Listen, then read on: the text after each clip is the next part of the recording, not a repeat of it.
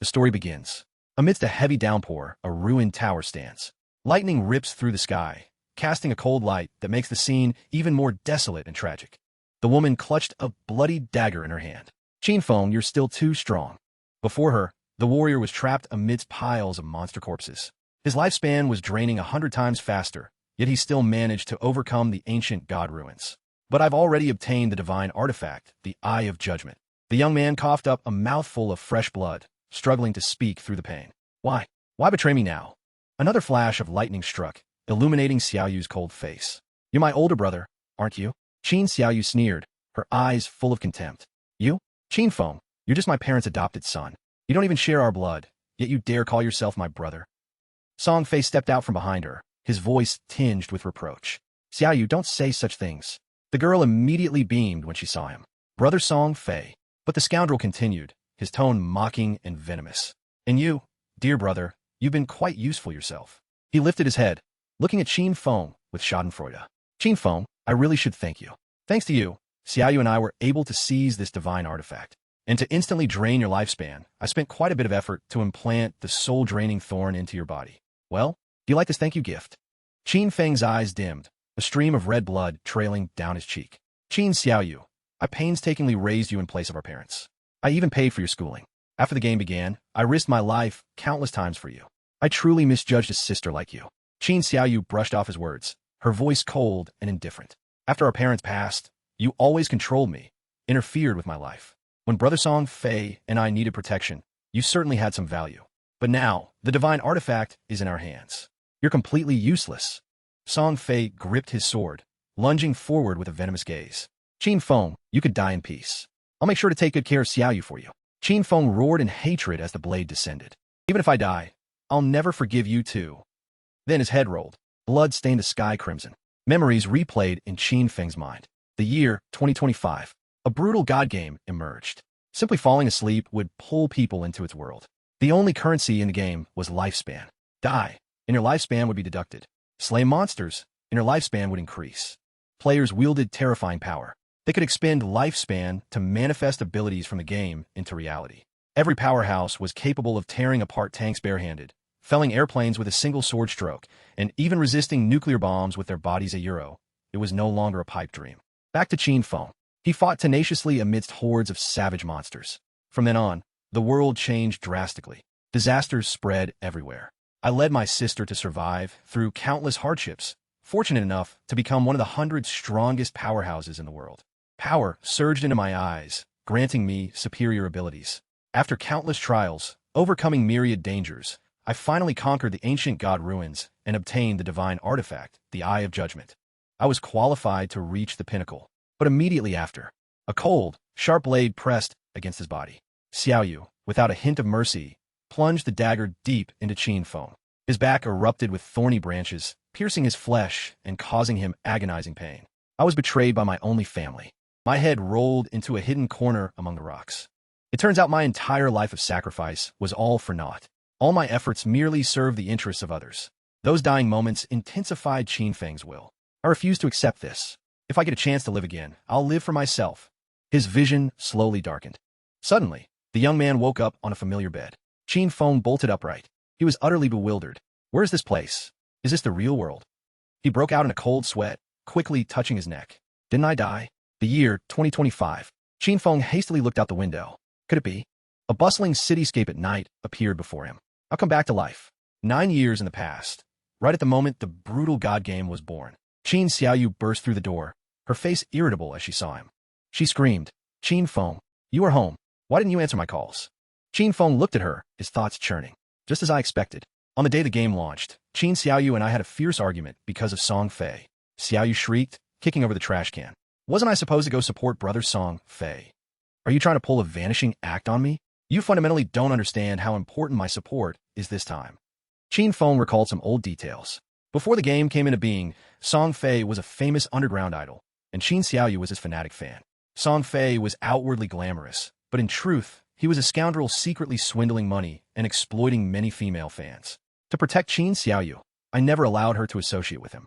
I never expected that I would ultimately be framed for interfering in her life. Xiaoyu's voice boomed. Those crazy fans and petty thugs have started infringing on his rights. I have to go support him. And those damn fanatics are disgusting, clinging to him. He's in crisis, and you're here stopping me, cutting off my funds, making me look like a loser. And you're responsible for this. The girl's voice grew louder and louder as she pointed directly at Qin Feng. Hey, are you dead? I'm talking to you. Are you pretending not to hear me? Because of you, he dropped in the rankings this month.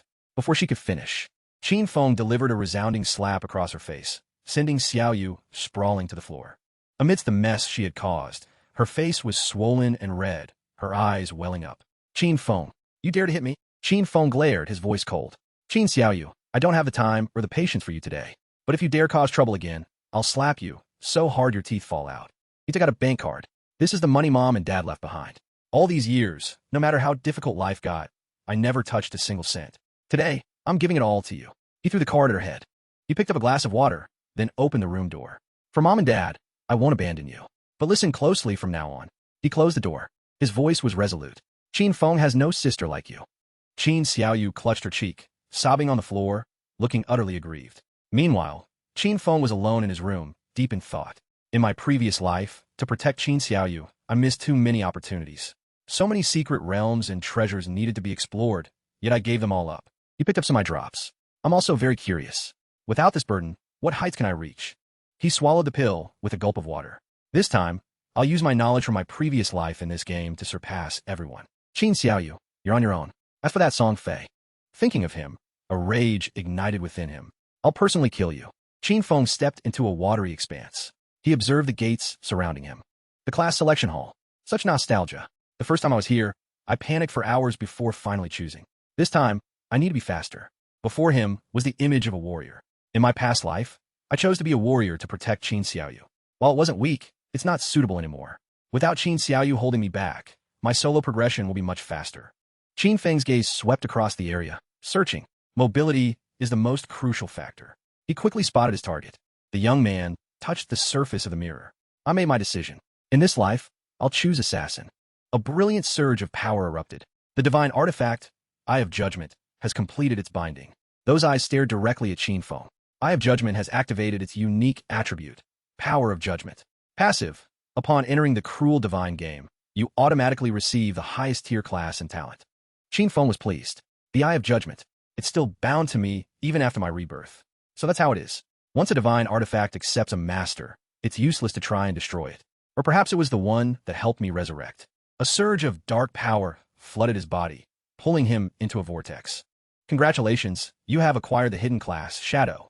Qin Feng's arm reached out from the rift. Class change complete. His hair turned white. Your attire has transformed accordingly. You have become a Shadow. Qin Feng felt the power surge throughout his body. Shadow. So this is the highest tier hidden assassin class. Completely different from the warrior class I had in my past life. To possess such power right after changing classes. He opened his wide, amber eyes. Each time a class is chosen, the probability of obtaining a high-tier hidden class is extremely low. Yet, the Power of Judgment grants an absolute chance. Power of Judgment, the most ancient primordial power in the universe. It overwhelms all rules and order. You do not yet possess divinity, so you cannot actively activate it. However, its passive effect is still active. Primordial power, with supreme authority that transcends rules and order. This reminded him of a detail. In my past life, it wasn't until the 7th year of the game that a powerhouse finally escaped the forsaken land of gods and reached the land of order. Only then did humanity learn about the power of order. But no one ever managed to acquire the power of order. Qin Feng was exhilarated. I can't believe that on the very first day of my rebirth, I've already obtained primordial power, which transcends both order and rules. All I need to do is leave the forsaken land of gods, reach the land of order, and acquire divinity. Then I'll be able to activate this power. It seems I have another grand goal in this life. System notification. Class selection complete. Please enter your in-game name. If my class is born from shadows, then Shadow it is. He touched the screen. Your name has been set as Shadow. The surrounding space darkened. Now entering the forsaken land of gods. A desolate land where countless demonic creatures run rampant. Be cautious. They are ready to tear you apart and claim your life at any moment. Leave the town, slay monsters, and you will gain tradable lifespan. Qin Feng appeared. Dying in the game will deduct half of your lifespan. Clamshell Town is a safe zone. There are no monsters, and players cannot attack each other. Lifespan decay rate is reduced once. Chaos surrounded him. Where is this? What's a class? What's a codename? I just finished my night shift, went straight home to sleep. Is this an illusion? Qin Feng observed. So many people have been pulled in already? Another person shouted, I don't know. I was eating chicken all night, then fell asleep, and now I'm here? Oh, that hurts. It's not a dream. It seems we've been pulled into a game. Qin Feng silently moved through the crowd. Powerhouses from many nations will soon appear, reshaping the world order. If I want to get ahead, I must act fast. A curious person asked, what kind of class is that? Why does he look different from us? Look at his daggers. He must be an assassin. Why am I also an assassin, but not that cool? Look, he even has special effects. Qin Feng pulled his scarf over his face. He walked carefully. Ahead, a few people had just returned from battle. That really hurt. So, if you die, just come back to town, huh? Those monsters are too fierce. Just one bite took half my HP.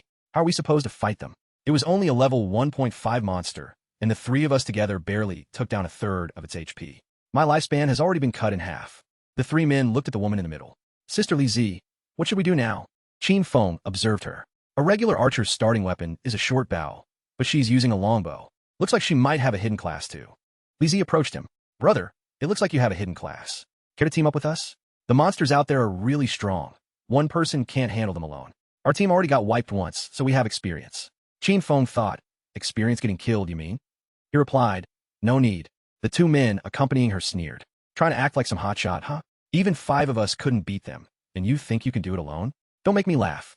It's dangerous out there. Going by yourself is just asking to die. Exactly. He's got a noble hidden class, and he's an assassin. If he can't fight, at least he can run. Li Zi opened her inspection window. His name is Shadow. What an arrogant show-off. She signaled her team. Let's go. Follow him and see what skills he has. Maybe we can learn new information about those monsters. And it'll be convenient to see how he dies. Her face darkened, and she broke into a smile. Qin Feng walked leisurely along the path, heading deeper into the forest. Li Zi hid behind a tree, observing. The forsaken land of gods is truly bizarre and far too dangerous. Even though I don't know how I got here, with my many years of online gaming experience, I quickly formed a team. Just thinking about that monster still sends shivers down my spine. I can't believe the very first monster in the tutorial village wiped out our entire team. That's not an enemy a level 1 player can defeat. The two men remarked. His starting weapon is different from yours. You use daggers, but he uses a bladed staff. Not only that, he's faster than me. My agility stat as an assassin should be the highest, right? And his clothes are different from ours. Li Zi thought, this shadow guy is very unusual. Just keep following him. Who knows, we might gain some important information. Suddenly, Qin Feng glanced back. Li Zi flinched. Did he see me? But in an instant, he activated his shadow meld skill, his body disappearing right in front of the gate. The group rushed over. Where'd he go? He just vanished. Is that a stealth skill? A starter skill is stealth? What kind of badass class is that? They had no choice but to give up. Let's head back. Yeah, forget it. Back to town. We need to find a way to level up. It's too dangerous out here. We've already died once, and now we only have half our lifespan left. Right? Who knows? Maybe there's a hidden reward in town. Some treasure or an NPC. In reality, Qin Feng was simply using Shadow Meld. He would become invisible until attacked. Breaking stealth would power up his first attack. Stealth Mastery, double stealth duration, and increases stealth level by 1. He realized something useful. They can't see me? This shadow class is really special. A normal assassin's stealth at this level is easy to detect. But the shadow class has stealth mastery. No Oniro, not even Monster Zero, can spot me in the early stages. Qin Feng continued deeper into the rainforest. Those naive rule followers won't find anything useful in town. It's just a shelter. In this god game, weak players are just food for the monsters. After a while, he opened his system panel. His stealth had worn off. The duration wasn't long. Luckily, the cooldown starts right after activation, so I can go invisible again in just a few seconds. The information panel appeared. Name, Shadow. Class, Shadow. Level, 1.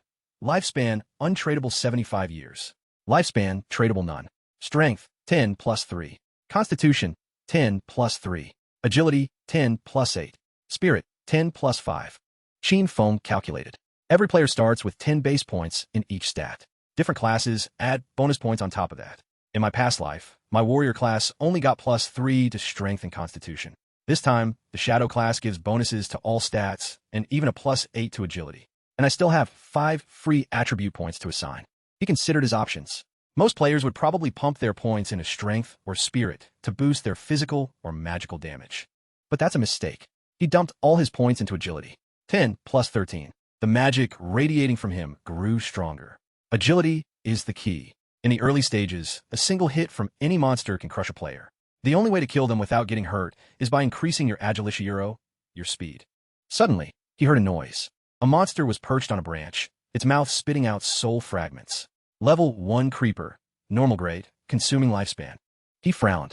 Looks like this is the one that took down that team of 4.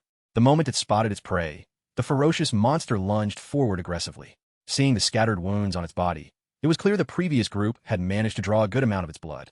Qin Feng immediately leaped back to dodge. He knew that once a monster killed a player, it would steal their lifespan. By absorbing lifespan, it could evolve and become stronger. Qin Feng activated a skill, lifting his body into the air. His hand tightened on the hilt of his dagger as he simultaneously activated his stealth. His figure vanished in the middle of a clearing. The creeper panicked, looking around in all directions. It couldn't find its enemy. Just then, Qin Feng silently appeared right above it. From above, he delivered a fatal strike, breaking his stealth. You have dealt 174 damage. You have killed a level 1 creeper. You have received 10 EXP. The lifespan from the monster flowed directly into Qin Feng's body. He hadn't expected to finish it off in a single blow. Even though I knew attacking a creeper's weak spot would deal critical damage, this amount is far beyond my expectations. At the same time, he unlocked a new skill, Backstab. Skill. If you attack while the enemy cannot see you, that damage is double. Qin Feng was stunned. So that's how it is. There's even a Backstab skill. Activating multiple class skills at once had pushed the damage to an astonishing level. Qin Feng froze for a few seconds. Memories of his past life flooded back. He clearly remembered that a warrior's critical hit only dealt 40 damage, and it took him a long time to kill a single creeper, even getting seriously injured in the process. Back then, I had the power core too, but I gave it to Xiaoyu. This time, Qin Feng kept the core for himself. You have gained 3 days of tradable lifespan. You have gained 54 years and 155 days of untradable lifespan. The power gradually faded. The 5 people killed by the creeper each lost at least 30 years of lifespan. That's over 150 years in total. But by the time it transferred to the creeper, only 54 years were left. But Qin Feng paid it no mind. Lifespan can't be traded. Useless for now. Suddenly, his power of judgment activated. The system announced, "Congratulations. You have received the talent. Infinite Evolution. Primordial Grade Talent. When you defeat monsters in solo mode, you have a chance to obtain evolution points. These can be used to upgrade skills. Every 24 hours, you will automatically receive 5 evolution points. If you defeat a boss-level monster in solo mode, you are guaranteed to receive evolution points." Qin Feng now had 5. He excitedly opened the system panel, muttering, Infinite Evolution. It can even upgrade skills? A Euro in his past life, he'd never heard of such a thing. Whether it was equipment or skill books, once they dropped from a monster, their level was fixed, unchangeable. A Euro ESO, this is a power that transcends all rules and ordered. A Euro. A smirk touched Qin Feng's lips as he decided to test it out. He chose to upgrade Stealth and Backstab, spending 4 evolution points. The skills were successfully upgraded. Stealth upgraded from normal to bronze grade. Allows invisibility for 12 to 16 seconds. Attacking breaks stealth, but the next attack deals an additional 60 to 90 damage. Cooldown reduced from 28 to 26 seconds. Backstab upgraded from low to normal grade. Passive effect. Attacks from behind deal an additional 10 to 15% damage. Qin Feng clenched his fist, his heart pounding with excitement. Stealth's duration has increased to 16 seconds. Combined with my stealth mastery, that doubles to 32 seconds. With that much time, I can basically stay invisible forever. If I keep upgrading this skill, I could one-shot even a blood-spitting creeper. Suddenly, a voice spoke up from behind him. "Hey, look at that skinny kid. He took down that monster all by himself." Another voice added, "See? I told you this game was easy." The woman next to the man fawned over him. "You're so amazing. With your strength, you could probably take on a dozen guys." The man declared proudly, "I'll protect you. As long as I'm here, you don't have to worry about a thing." Qin Feng suddenly sensed something was wrong. Above their heads, a monster lurked in the canopy, only its glowing red eyes visible. A voice called out, "Hey buddy, looks like you're having a tough time on your own. How about I let you tag along with me?" Qin Feng instantly activated stealth and vanished. The other two were stunned. "Kongzi, where did that guy go?" Kongzi laughed. "He probably got scared off by my muscles." But the monster was already closing in. The woman and Kongzi's faces went pale. They screamed, "Holy crap, what the hell is that thing?" The monster lunged, and with a single bite, black blood splattered everywhere. It was a Nurturer, a level 1 bronze grade monster, surrounded by level 1 normal grade minions. Qin Feng was already hidden by stealth. The Nurturer is a boss monster with 1600 HP Euro, far beyond what a new player could handle. Not to mention, it commands a swarm of smaller spiders. Qin Feng silently dashed toward the boss. He whispered, "Perfect, let's test the power of my newly upgraded skills." He aimed for the Nurturer's eye and unleashed a stealth-breaking strike. The boss roared, its body staggering. Qin Feng immediately re-entered stealth and retreated. Unable to find him, the monster could only roar in frustration. The system announced, "You have dealt 338 damage. Weak point attack." Qin Feng hid behind a branch, avoiding the danger. He thought, good thing I was fast enough. With just over 130 HP, one hit and I'd be dead. The system continued, "You have taken 9 points of damage." But Qin Feng didn't care. He was thrilled that his last attack dealt over 300 damage. So damn satisfying. The monster began to rampage, destroying the surrounding trees as blood splattered everywhere. Qin Feng's eyes lit up. It's gone berserk. He realized these monsters were surprisingly smart. They didn't just stand there and take hits, they reacted dynamically. He bent down and picked up a rock, observing the boss as it thrashed about wildly. The smaller spiders were on high alert. This made it impossible for him to get close easily. But Qin Feng had predicted this. As the nurturer continued its rampage, he hurled the heavy rock right at it. The rock struck the spider's abdomen. The system announced, "You have dealt 299 damage. Weak point attack." Qin Feng gripped another stone. Just as I thought. My main damage comes from the bonus on my stealth-breaking strike and my enhanced class skills. That's why even a thrown rock can deal significant damage. He revealed himself. He wound up for another throw. While stealth was on cooldown, he sent another rock flying right through a smaller spider's head. Activated effects like stealth break, backstab, and weak point strike. System, you have dealt 279 damage. Weak point attack successful. He fell back behind a tree, activating stealth to become invisible again. Wait for the cooldown, then strike again. In the quiet town, a shocking event was unfolding. Seashell Town leaderboard updated. Player, Shadow, has slain the bronze rank nurturer, becoming the first player to reach level 2. The Seashell Town level rankings are now active. The news sent a shockwave through the town's players. Holy crap, I've been killed by mobs twice and still have no idea what's going on, but someone's already soloing a boss, one player exclaimed. If anyone knows this awesome guy, introduce me. He soloed it? For real? No way. There's only one name on the board. A voice trembled. Lizzie. Shadow is the guy who just left. Lizzie was in disbelief. How did he hit level 2 so fast? That's insane. And he took down a boss. Another player was skeptical. Our whole team can't even kill a regular mob, but he soloed a bronze boss? Did the system make a mistake? Song Z and the girl with her were also stunned to see the giant spider defeated, even with the smaller one still around. Who is this Shadow guy? Could it be that stealth assassin from before? System, you have slain the bronze rank nurturer. You have received 300 EXP. Congratulations, you have reached level 2. You have received 2 evolution points. System, the Seashell Town leaderboard is now open. You have received 1 reputation point. A town-wide announcement has been sent. Qin Feng absorbed its power, but he had one regret. When the big spider died, the smaller ones scattered and fled. He cursed his carelessness. I should have wiped out the small spiders first to farm more experience. System, you have received 46 days of tradable lifespan. Skill book, Greedy Hand, bronze. Item, Corrosive Dagger, bronze. Attack plus 35, Agility plus 4. Requires level 1. You have received 2 infinite evolution points. Seeing the skill book, Qin Feng was floored. Greedy Hand, bronze. An assassin class skill. Can be used on monster corpses. Grants a 20% chance to receive additional loot. He never imagined a mere bronze boss would drop such a god-tier skill for assassins. Qin Feng knew that Greedy Hand could dramatically improve his gear acquisition. In the later stages of the game, when taking down powerful bosses, this skill offered a 20% chance for an extra piece of loot. He remembered his past life.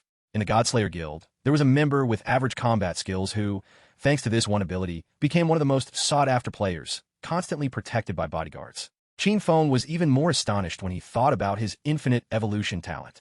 He looked at his hands and muttered, Greedy Hand only has a 20% chance. But combined with my talent, doesn't that mean the bonus loot rate can become infinite? Meanwhile, the peaceful school day continued, oblivious to the world-changing events. Qin Xiaoyu's friend asked nervously, Xiaoyu, aren't you going to call and apologize to your brother? We ditched our exam yesterday to go cheer for Song Fei. Your brother must be furious. Qin Xiaoyu huffed. I did nothing wrong. Why should I apologize? If it wasn't for him, we almost would have missed the entry deadline yesterday. He should be apologizing to me. Her friend sighed, but he's so good to you. Sometimes I'm jealous you have a brother like him. Good? What's so good about him? Xiaoyu fumed.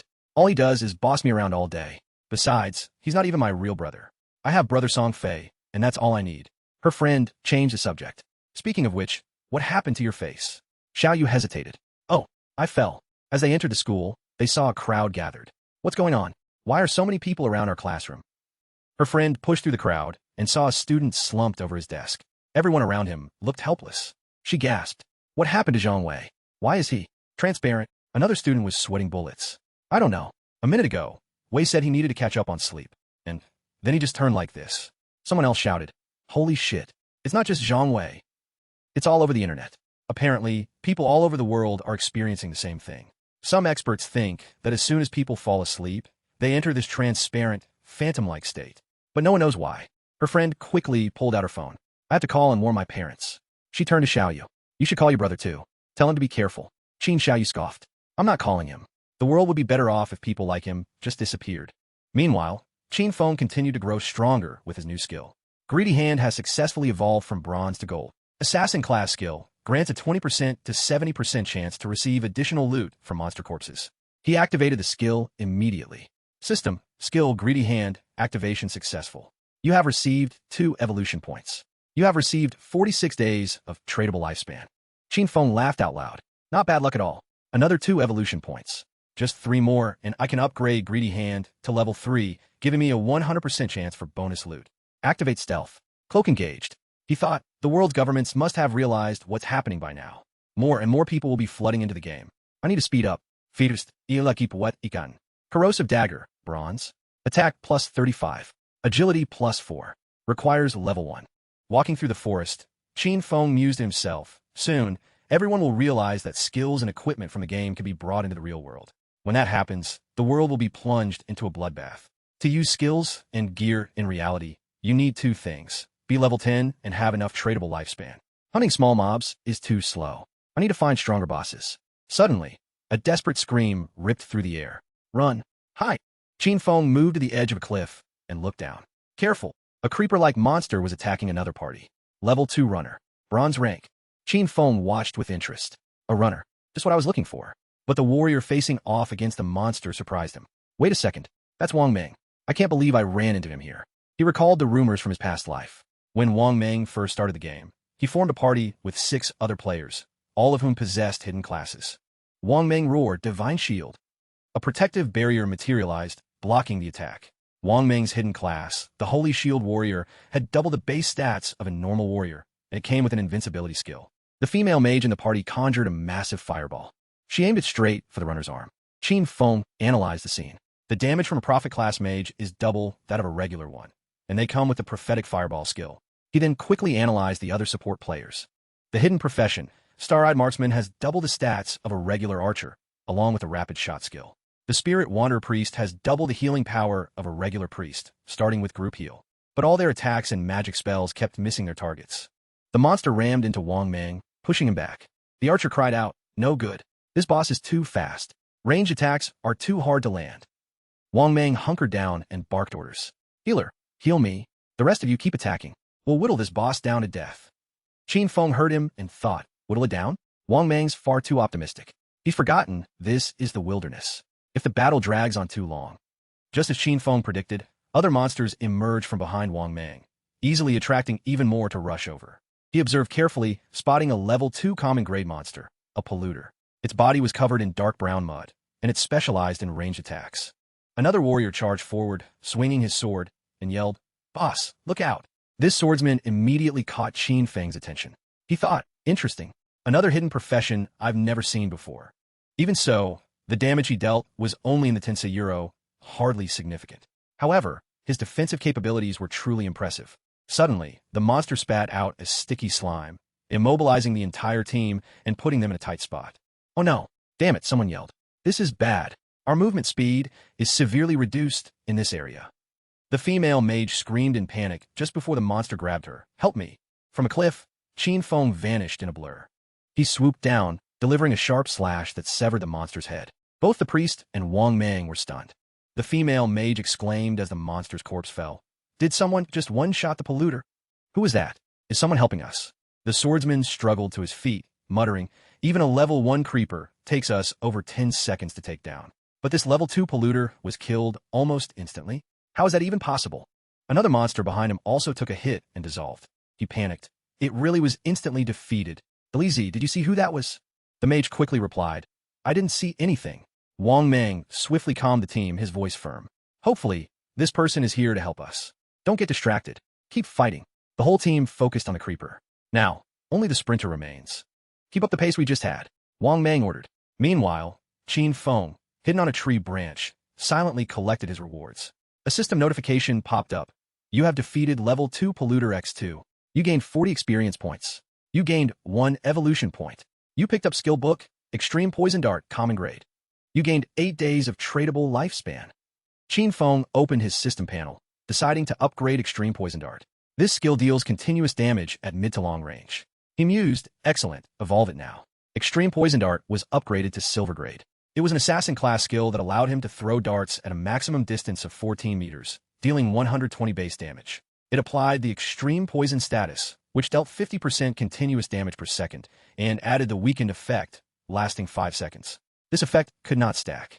Cooldown, 5 seconds. Requires level 2.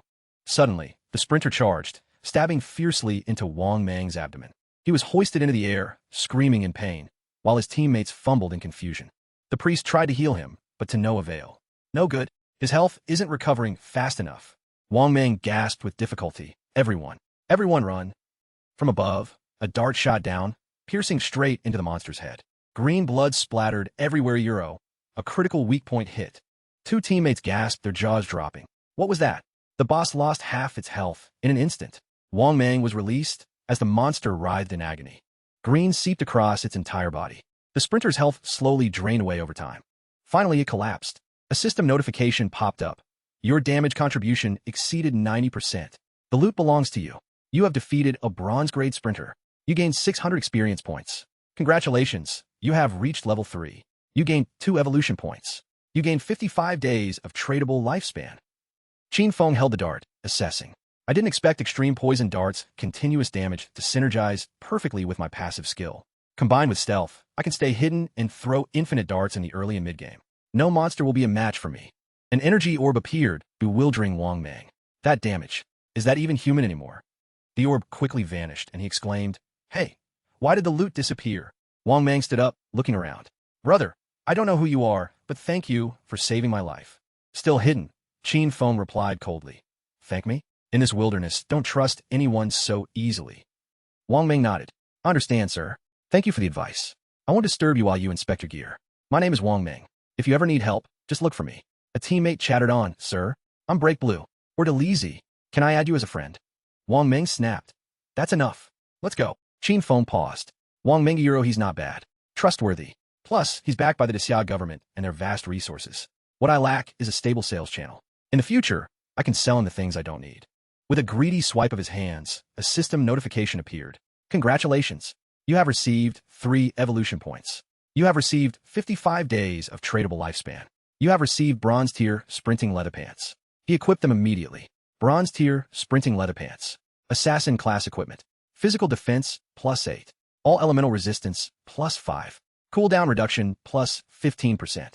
Level 2 required. Qin Feng was satisfied. This haul wasn't half bad. He still had plenty of gear and skill books from the others. Once his inventory was full, he'd head back to town and convert it all into tradable lifespan. Looking up at the sky, he murmured, My progress is already 100 times faster than in my previous life. Zhongfei, I'll be coming for you soon. Meanwhile, another group of players was struggling desperately against a horde of monsters, finding themselves in a perilous situation. They screamed, It's no use. There are too many of them. Run. But their escape was cut off by a massive shadow. What are you all staring at? They came face to face with a bizarre monster, its body slender, its eyes darting about restlessly. What is that thing? The monster coiled its body and shot out thorny vines, impaling the entire group. They were teleported back to town, tumbling onto the ground in the usual player hub, lost in a daze. The crowd was buzzing with whispers. Did you hear? Someone's willing to pay 10 million to have Master Shadow help them level up. After dying so many times, our lifespans keep dropping. Are the rich already making their moves? How are us regular folks supposed to compete? Qin Feng stepped out of the forest, tapping a confirmation button on his screen. A mat unfurled, covered in items. Selling gear and skills. 10-minute flash sale. If you want it, you better be quick. The crowd of players stared in shock. Holy crap, where did this guy come from? He's wearing 2 pieces of bronze gear, and he's selling more. Is that the guy who took down the bronze boss? They looked up at his name. Shadow. That's Shadow. The one at the top of the leaderboards, they whispered. Why can't we see his face? He has his full appearance hidden. So mysterious. A mage approached him. How much for this ice spike spell?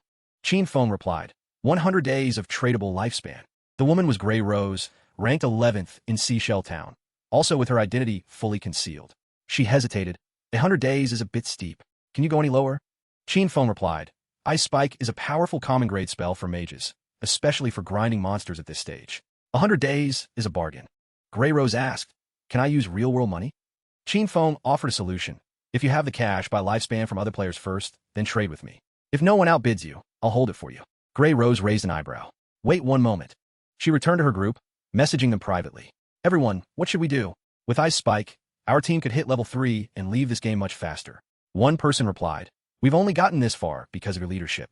I have no objections. The group agreed. Grey Rose nodded. All right, everyone transfer your tradable lifespan to me. I'll pay you all back in cash when we return to the real world, Grey Rose commanded. The female mage quickly gathered the required amount. Here's 100 days of lifespan. Let's trade. Feng assessed them. A level 2 party must have killed at least 30 or 40 creepers. Their total tradable lifespan is definitely more than 100 days. System notification. You have sold the skill book, Ice Spike. You have received 100 days of tradable lifespan. Your tradable lifespan has increased from 268 days to 368 days. Just as Grey Rose was leaving, Zhongli rushed forward, her voice aggressive. I finally found you, Shadow. She declared, Shadow, I'm giving you a chance. Power level me to level 3, and when we get back to the real world, I'll pay you 10 million in cash. A cold sweat broke out among the surrounding crowd. They just heard the rumor about someone offering 10 million to find Shadow, and it was actually true. This guy's just gonna make 10 million, just like that? Feng frowned at the girl, recognizing her instantly. This is Zhongli. In his past life, she led a criminal organization before being wiped out by the government. She continued to brag. My father is the chairman of Dajiang Industries. You can look it up. You don't have to worry about me not having the money. Feng already saw through her scheme. Reports from his past life showed Zhongli used cash to buy tradable lifespan as bait, then kidnapped players, forcing them into illegal activities and even murdering those who disobeyed her in the real world. He was on guard, and his refusal was blunt. I refuse. Zhongli's face fell, but she refused to give up. Shadow, you might be strong in this game, but right now, no one understands what this game even is. Stick with me, and I guarantee you'll live a life of luxury. The best food, designer clothes, fancy cars, mansions. Anything you could ever want. Feng ignored her, replying coldly. If you're not buying anything, don't interfere with my business. Cash is useless here. The only currency that rules this world is tradable lifespan. Zhongli's face twisted in anger. Like hell. You should be honored I even asked you to lead my team. If this were the real world, I'd have had you beaten to a pulp by now. Feng didn't back down, his killing intent flaring. Say one more word, and I'll send your lifespan into the negative. The terrifying aura radiating from him sent Zhongli and her team into a panic, and they scrambled to get away. Run! Wait for me! They screamed as they fled. Feng continued his sales, making a decent profit. System notification. You have sold the bronze tier cape of Fleeting Light. You have received 19 days of tradable lifespan. Your tradable lifespan has increased from 527 days to 546 days. All right, time to pack up, he murmured. A player holding a staff cried out, that power. Feng smiled. After closing up shop, he prepared to continue his hunt. Next target, the cursed one. Feng's figure faded into thin air. At this moment, no one knew that tradable lifespan could make skills a reality, nor did anyone suspect that this divine game would cause the entire real-world order to collapse. Feng's gaze grew even more resolute. The values we once took pride in will soon become meaningless. Only personal strength is the foundation for everything. The surrounding crowd was dumbfounded. Where'd he go? So mysterious. He just vanished. What kind of class is that? Zhongli's group ran into an alley, everyone panting for breath. She screamed in bitter frustration. That bastard Shadow not only rejected my offer, he even dared to threaten me. Just wait until I get back to the real world. I'll hunt you down and kill you. A man stepped out from the alley's shadows and introduced himself. Hello, Miss Lizzie. I'm Mao Li Jun, but you can just call me Old Mao. I'm currently level 2, and I know a few tricks for leveling up. I can help you. So, is that 10 million offer still on the table? Zhongli crossed her arms, curious. What's the trick? Old Mao was evasive. Normally, I wouldn't tell just anyone, but for you, Sister Li, to show my sincerity, I'll make an exception this one time. He pointed out, to level up fast, you have to dump all 5 of your starting attribute points into agility.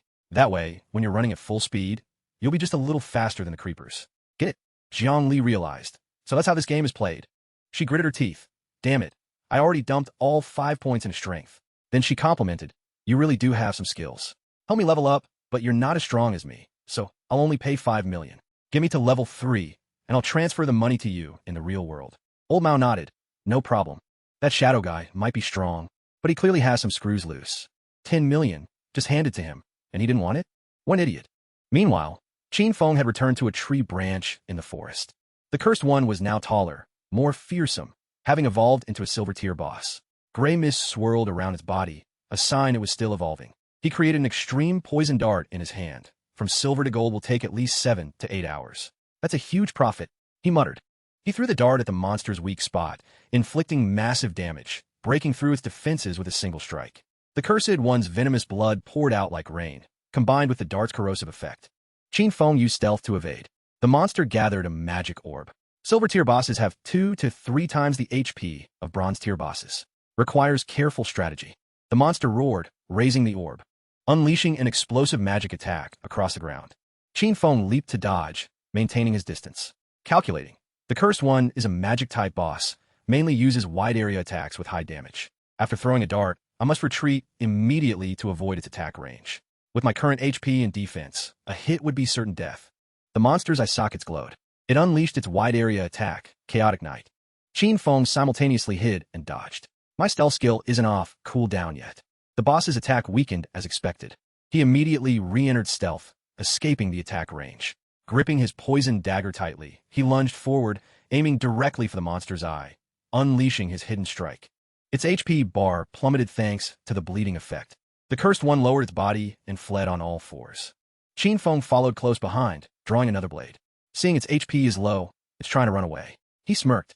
A thrill ran through him as the monster turned to flee. Good. Die obediently, and you'll save me some effort. He unleashed his familiar strike, stabbing it directly in the head. System notification. You have defeated the silver tier cursed one. Received 1,800 experience points. Congratulations, you have leveled up to level 5. Received 4 evolution points. Received 124 days of tradable lifespan. Qin Feng was astonished. Its power helped me gain 2 levels, and I even got 4 evolution points. Activating Greedy Hand to appraise. Energy cores lay on the ground. Greedy Hand skill appraisal successful. Received double bonus rewards.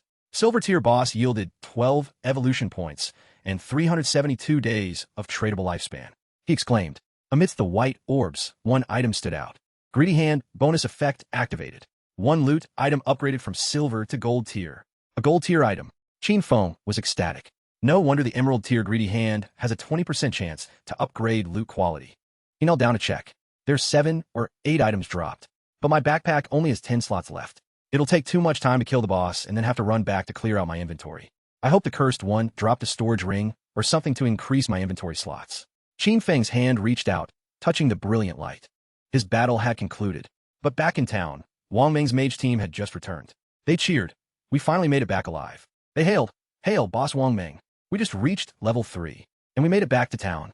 Wang Ming humbly replied. This was a team effort. The female mage said regretfully, I'm just annoyed I didn't get to add that great master as a friend. I guess I was covered in too much dirt, so he probably looked down on me. A teammate teased. If you were wearing this new set of gear, maybe he would have agreed. The rankings just updated. Shadow hit level 5.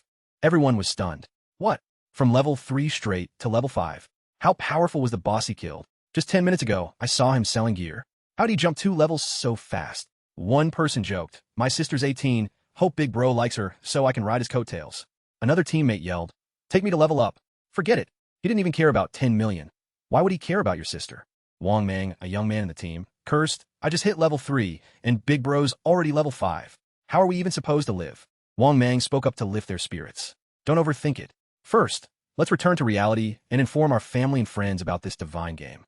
The whole team pressed the logout button on their screens. The world is about to descend into chaos. At least we should prepare our loved ones. Let's meet up first, okay? Wang Ming woke up in his bed, clutching his head. People around him cheered. Look, Brother Wang is awake. Report to the captain. Brother Wang is awake. Teammates surrounded Wang. What's wrong? Are you okay? You scared us half to death. Do you even know how you looked? Your body was completely transparent. Yesterday, I told you to rest. I was supposed to monitor the suspect. Wang Ming was drenched in sweat. He yelled, gather everyone immediately. Something big has happened. Inside the police station, a voice of astonishment rang out. You reported that you teamed up with a hidden profession, were almost wiped out, and then someone saved you? Wang Ming affirmed, yes. His name is Shadow. When he saved us, he was only level 3. But by the time we reached level 3, he was already level 5. He jumped 2 levels straight. His colleague was astonished. Jump 2 levels? If he's already level 5, isn't he the world's number 1? How'd he do it? Wang Mang guessed he probably killed some powerful boss. A police officer frowned. According to you, Shadow reached level 3 an hour ago. Why hasn't he returned to reality? Could it be that he has no family to inform? Wang Mang shrugged. I don't know, but it's possible. The only girl on the team spoke up. Could Shadow be a transmigrated? Normally, no one levels up this fast after just started, right? Everyone's gaze made her embarrassed. Did I say something wrong? The middle-aged man reminded you, read fewer novels. This situation is serious. Don't joke around. He changed the subject. The information Wang Mang provided about the Divine Discard game matches the data from our superiors. New research shows that some elderly people died immediately after falling asleep. Comparing the data, all those who died had died multiple times in the game. Everyone was stunned. In other words, if your lifespan in the game drops to 0, you'll die in real life. Someone in the team exclaimed, "This is a supernatural phenomenon beyond our comprehension." The captain nodded, his voice grave. Exactly. We may very well be facing an unidentified supernatural invasion. Those participating in the meeting listened intently. Our superiors have issued an urgent order. Establish vanguard teams in local areas. Their mission is to explore the Divine Discard game and gather intelligence. We must build a professional force as soon as possible. The captain's voice rang out, emphasizing the gravity of the situation. This is a global event. Currently, all nations are pouring resources into exploring this game. If we fall behind, we'll lose our initiative on the international stage. At all costs, we must gather intelligence. The police chief assigned tasks. And you, I appoint you as the captain of Team 1. The girl replied decisively, understood. He continued, Wang Mang. Wang Mang nodded indifferently. Understood. Their target was Qin Feng. The police chief explained, according to Wang Mang, Shadow has a good personality. You can try to connect with him. I've chosen you as captain because her personality is suitable for investigating Shadow. He emphasized, I hope you all quickly determine Shadow's true identity. Ideally, represent the government and establish a cooperative relationship with him, extracting the information he possesses. The priority for the rest of you is to maintain social stability. Understood. The sky outside was tinged with twilight. The meeting quickly concluded. Dismissed. Meanwhile, Xiaoyu's school was still lit up. Students hadn't been dismissed yet. Her friends around her were buzzing with chatter. Zhang Wei recounted, people in the same area, when they sleep, will appear in the same newbie town. Really? No way. I have to go home. I need to take care of my parents. They've never played games. They definitely won't be able to adapt. A friend reassured, don't worry. You could develop yourself first, then help your parents later. Xiaoyu quietly checked her phone, her heart filled with irritation. Such a big deal. And Qin Feng hasn't contacted me at all? Why isn't he apologizing to me? He's too arrogant. She remembered before. Every time she got angry, Qin Feng always placated her, but today he not only didn't comfort her, he even hit her. Her parents hadn't even hit her, so she was even angrier. All I did was skip class to go to Song Fei's concert. Damn Qin Feng. If he doesn't apologize 1,000 times for this, I'll never forgive him. Suddenly, Xiaoyu's face lit up with excitement. Good thing I went to see Song Fei yesterday. Otherwise, after this whole divine game shut down, I probably wouldn't get another chance. Images of her idol flooded her thoughts. We stood so close to him yesterday. Xiaoyu blew a kiss, dreamily. Oh, Song Fei. Tears of happiness streamed down her face. I miss you so much. Suddenly, she exclaimed, that's right. Xiaoyu's eyes sparkled. If sleeping means entering the game, then Song Fei must be in there too. Her face flushed, her heart pounding. As long as I get into the game, I can find him. She quickly made a new plan. Zhang Wei leveled up so fast, he must be an expert. I gotta ask him. Zhang Wei, currently surrounded by a crowd, received a message from her. Expert Zhang Wei, do you have any strategies you could teach me? He chuckled to himself. Oh, Xiaoyu, even the noble goddess is coming to me for strategies. This is my chance. If I can win Xiaoyu over. He replied enthusiastically, Xiaoyu, you've come to the right person. Here's the secret. When you enter the game, put all 5 of your initial attribute points into agility. Otherwise, your slow speed will leave you at the mercy of monsters. Xiaoyu asked, if I'm a mage, do I still need to increase agility? Zhang Wei replied, yes. Agility isn't useless for mages. It increases your spellcasting speed, which is extremely important in the early stages. She continued, but what if I increase agility and still can't fight?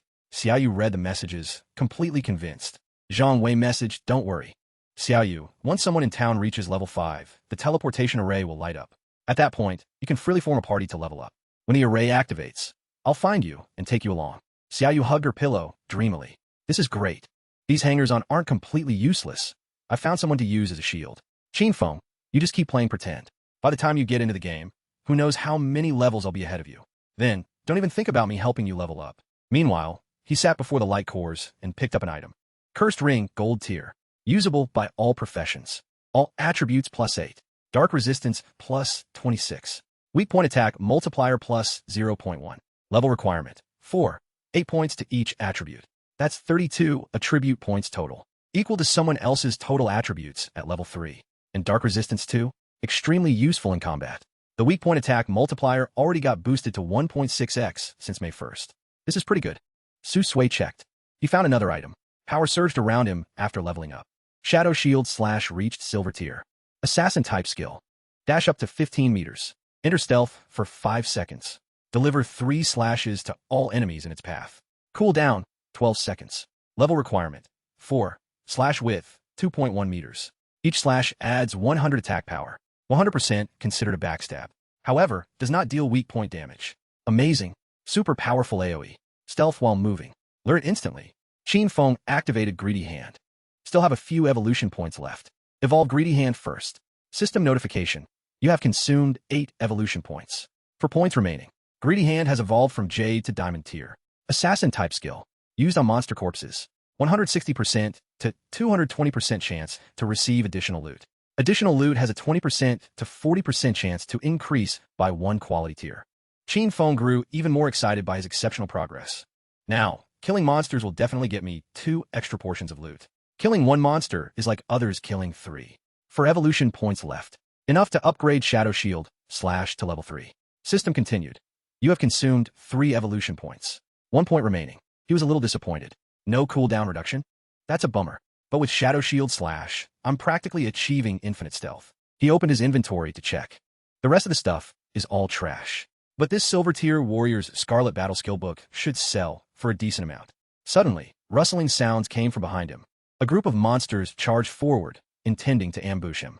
Qin Feng calmly activated Stealth, a level 4 quadruped climber. Just in time. Let me test the power of Shield Shadow / on you. He flashed past, unleashing a slash. Shield Shadow / exploded. Its extreme speed and dense attack ripped through the monsters, turning them to dust. System notification. You have defeated a level 4 quadruped climber. Gained 80 experience points. Gained 5 days of tradable lifespan. The monster's corpse fell. Qin Feng returned to normal. Monster killing efficiency has visibly improved. If I used extreme poison darts, I need at least 2 darts. With Shield Shadow / combat time is shorter, reducing unexpected risks. Qin Feng carefully calculated. My current tradable lifespan is 618 days. To bring equipment and skills into reality, I need at least 900 days. If I go back and sell items from my backpack, my tradable lifespan will be close to the minimum. Once I reach level 10, I can extract skills and equipment into reality. While Qin Feng was still deep in thought, a loud shout echoed from afar, making his ear twitch slightly. Someone excitedly declared, "Congratulations, young miss, you've reached level 3. So, is it time for her to make good on her promise?" Just then, Li Zi and Mao Lijun's group suddenly appeared. They looked like a lost boss hunting party. Li Zi quickly reassured him, her voice firm and radiating absolute confidence. "Don't worry, our great tooth industry always has the expertise to support you. Now, back to the real world. This is my phone number. You can call directly. No need to go through an operator. By the way, why don't you sell all your lifespan to me today, okay? We can start the transaction right now. For every 5 days of lifespan, I'll pay you 10,000. As soon as Li Zi finished speaking, Mao Lijun nodded instantly, agreeing without hesitation. Seeing this, Li Zi immediately turned to leave, not forgetting to toss back a line. "Then we'll wait for you in reality." Meanwhile, Mao Lijun stood there, his mind buzzing with strategic calculations. He mused to himself. Even if this game truly affects lifespan, it's nothing to worry about. Lifespan is something you can always farm back. Only those who know how to turn their game skills into real money, like him, deserve to be called true top players a euro, those with both drive and vision. Afterwards, Qin Feng returned to the town. He appeared calm, though a flicker of restlessness stirred within him. He walked straight into the towering spire, which looked exactly like a giant candle. Then he silently observed what was ahead, maintaining his composure. A confident thought flashed through his mind. With this, the Seashell Town teleportation array has been fully activated. Immediately, a system notification appeared. "Congratulations! You have lit up the teleportation array in Seashell Town. You have received 1 massive reputation point. You can teleport once a day for free. However, if you wish to teleport more, you must pay with tradable lifespan. Currently, no other teleportation arrays are activated in Jianghai City." After reading the notification, Qin Feng racked his brain and realized something. The town's teleportation array was inherently two-way. If only one array was lit, it was like lighting a lamp in broad daylight, utterly useless. To be usable, other towns also needed to reach level 5 and activate their own arrays. Qin Feng suddenly remembered that in his previous life, Song Fei from Firefly Town had managed to do just that. So he immediately resolved, if someone in Firefly Town activates their teleportation array someday, I'll be the first to know and seize the advantage. At this point, inter-town teleportation still offered no significant value. It was all just for show. Therefore, he set an ambitious goal. He must reach level 10 at all costs. Then he would head straight to the Forgotten Continent, where the real game began, no longer just a gentle warm-up. Wasting no time, Qin Feng returned to the main square where the crowd was still buzzing. He began setting up his stall, shouting loudly, equipment and skills for sale. Only for 10 minutes. First come, first served. The townspeople erupted in commotion. Someone excitedly yelled, "Holy heavens! The Dark Cloak Elder is here." Another person passionately shouted, "The Elder has finally revealed himself. About 150 days of lifespan ready. I'm just waiting for him to put his wares out so I can snatch them up."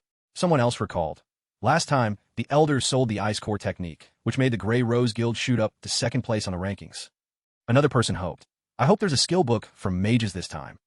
But upon closer inspection, they discovered there was only a silver-tier Battle Scarlet skill book for warriors. Instantly, someone lunged forward, grabbed the book, and declared, "This Battle Scarlet is mine, no arguments." The system immediately notified, "Transaction successful. You have received 300 days of tradable lifespan." Someone standing nearby wondered, "Wow, spending 300 days of lifespan on a skill book, is it worth it?" Another person replied without hesitation, "Worth it? Absolutely. With this book, a warrior's monster clearing speed will double. 300 days of lifespan? You can earn that back in 2 days, no big deal." The life-saving items vanished from the stall faster than rumors spread online. People clamored loudly, scrambling, "I want that cloak. Those shoes are mine. I'll take everything, just to be safe." The transaction concluded so quickly the system barely had time to blink. Qin Feng looked at the statistics, his heart stirring with calculations. In just a short minute, everything sold out, bringing in a total of 650 days of lifespan. His tradable lifespan had now reached 2,174 days.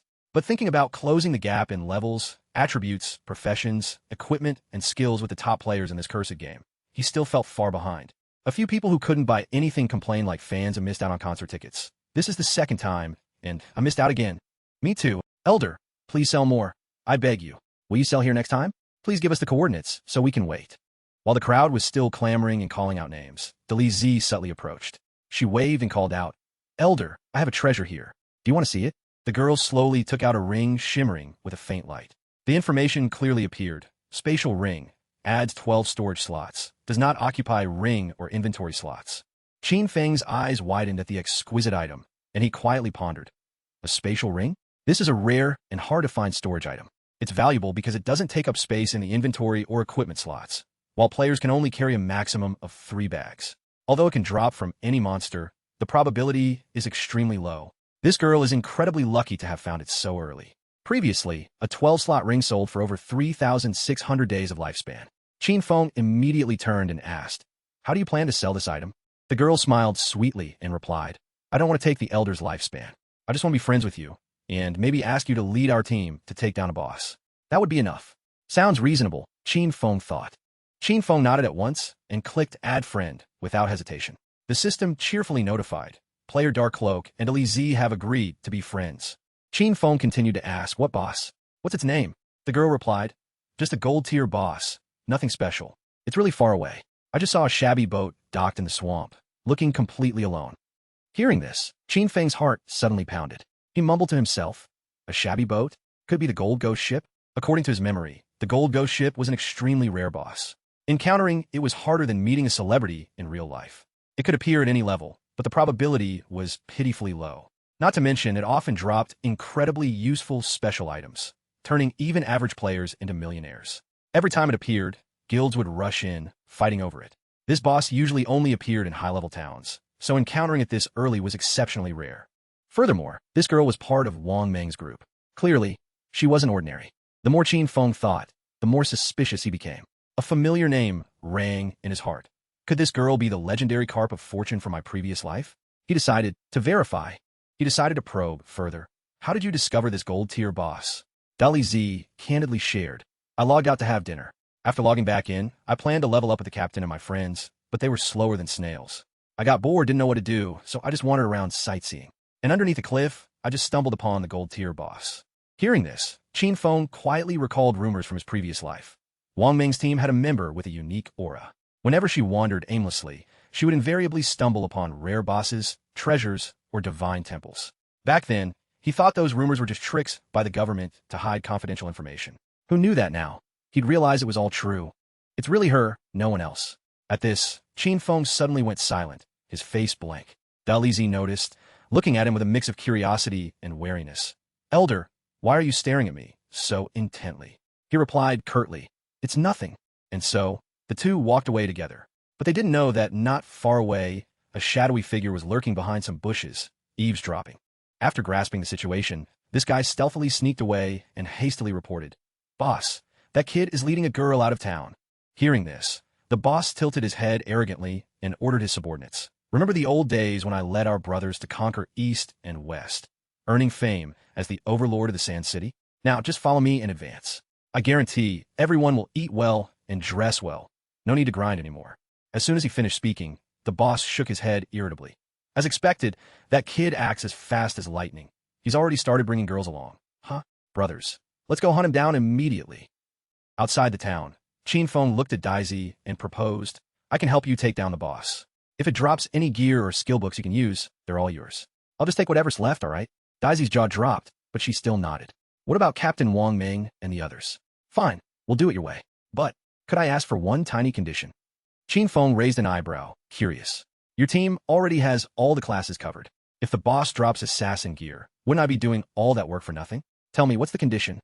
Daisy suggested earnestly, "If you sell any of the gear to Captain Wang Ming and his team, could you give them a little discount?" Qin Feng immediately nodded. "No problem." Hearing his easy agreement, she clapped her hands and cheered. "That's awesome. So, once Captain Wang Ming comes online, we'll head out right away, okay?" "Oh, right, Senior. Where exactly are we going?" Qin Feng replied clearly, "We're on our way to take down a gold-tier boss." At his words, Daisy's face changed color faster than a cartoon character transforming. She clutched her staff. "Senior, you're an assassin, and I'm a mage. You can go invisible, and no one can touch you, but how am I supposed to survive?" Qin Feng replied calmly, "I'm enough to handle it alone. Just hide somewhere safe and enjoy the show." She gripped her staff, trembling slightly as she thought, "Take on a gold-tier boss all by himself? I know Senior is incredibly strong, but this is just way too over the top." Before she could even finish her thought, Qin Feng vanished right in front of her, leaving no trace behind. She frantically looked around, shouting, "Senior! Senior, where did you go?" Meanwhile, the group of stalkers behind them remained hidden.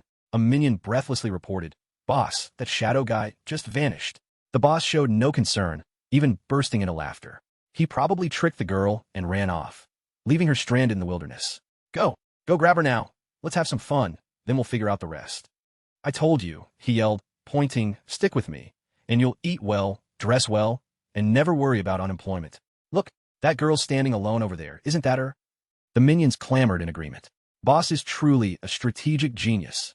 But just as they took a few steps before they could even hatch a plan, Qin Feng suddenly appeared, blocking their path.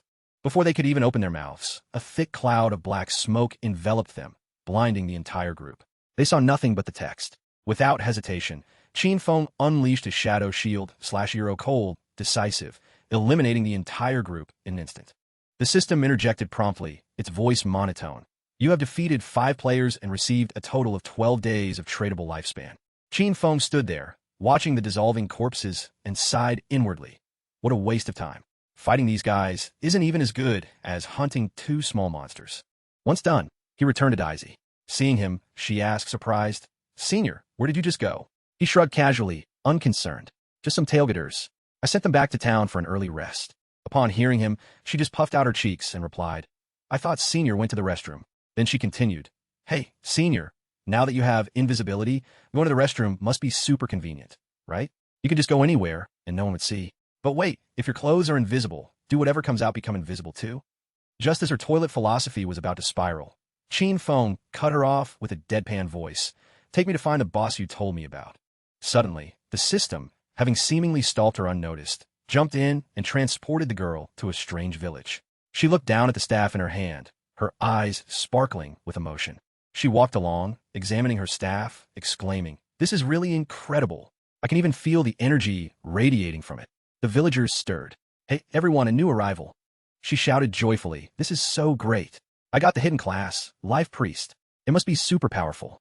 This way, I'll be a perfect match for Senior Song Fei. She mumbled to herself. I wonder how Senior Song Fei is doing now. Did he figure out the secret to initial stat allocation?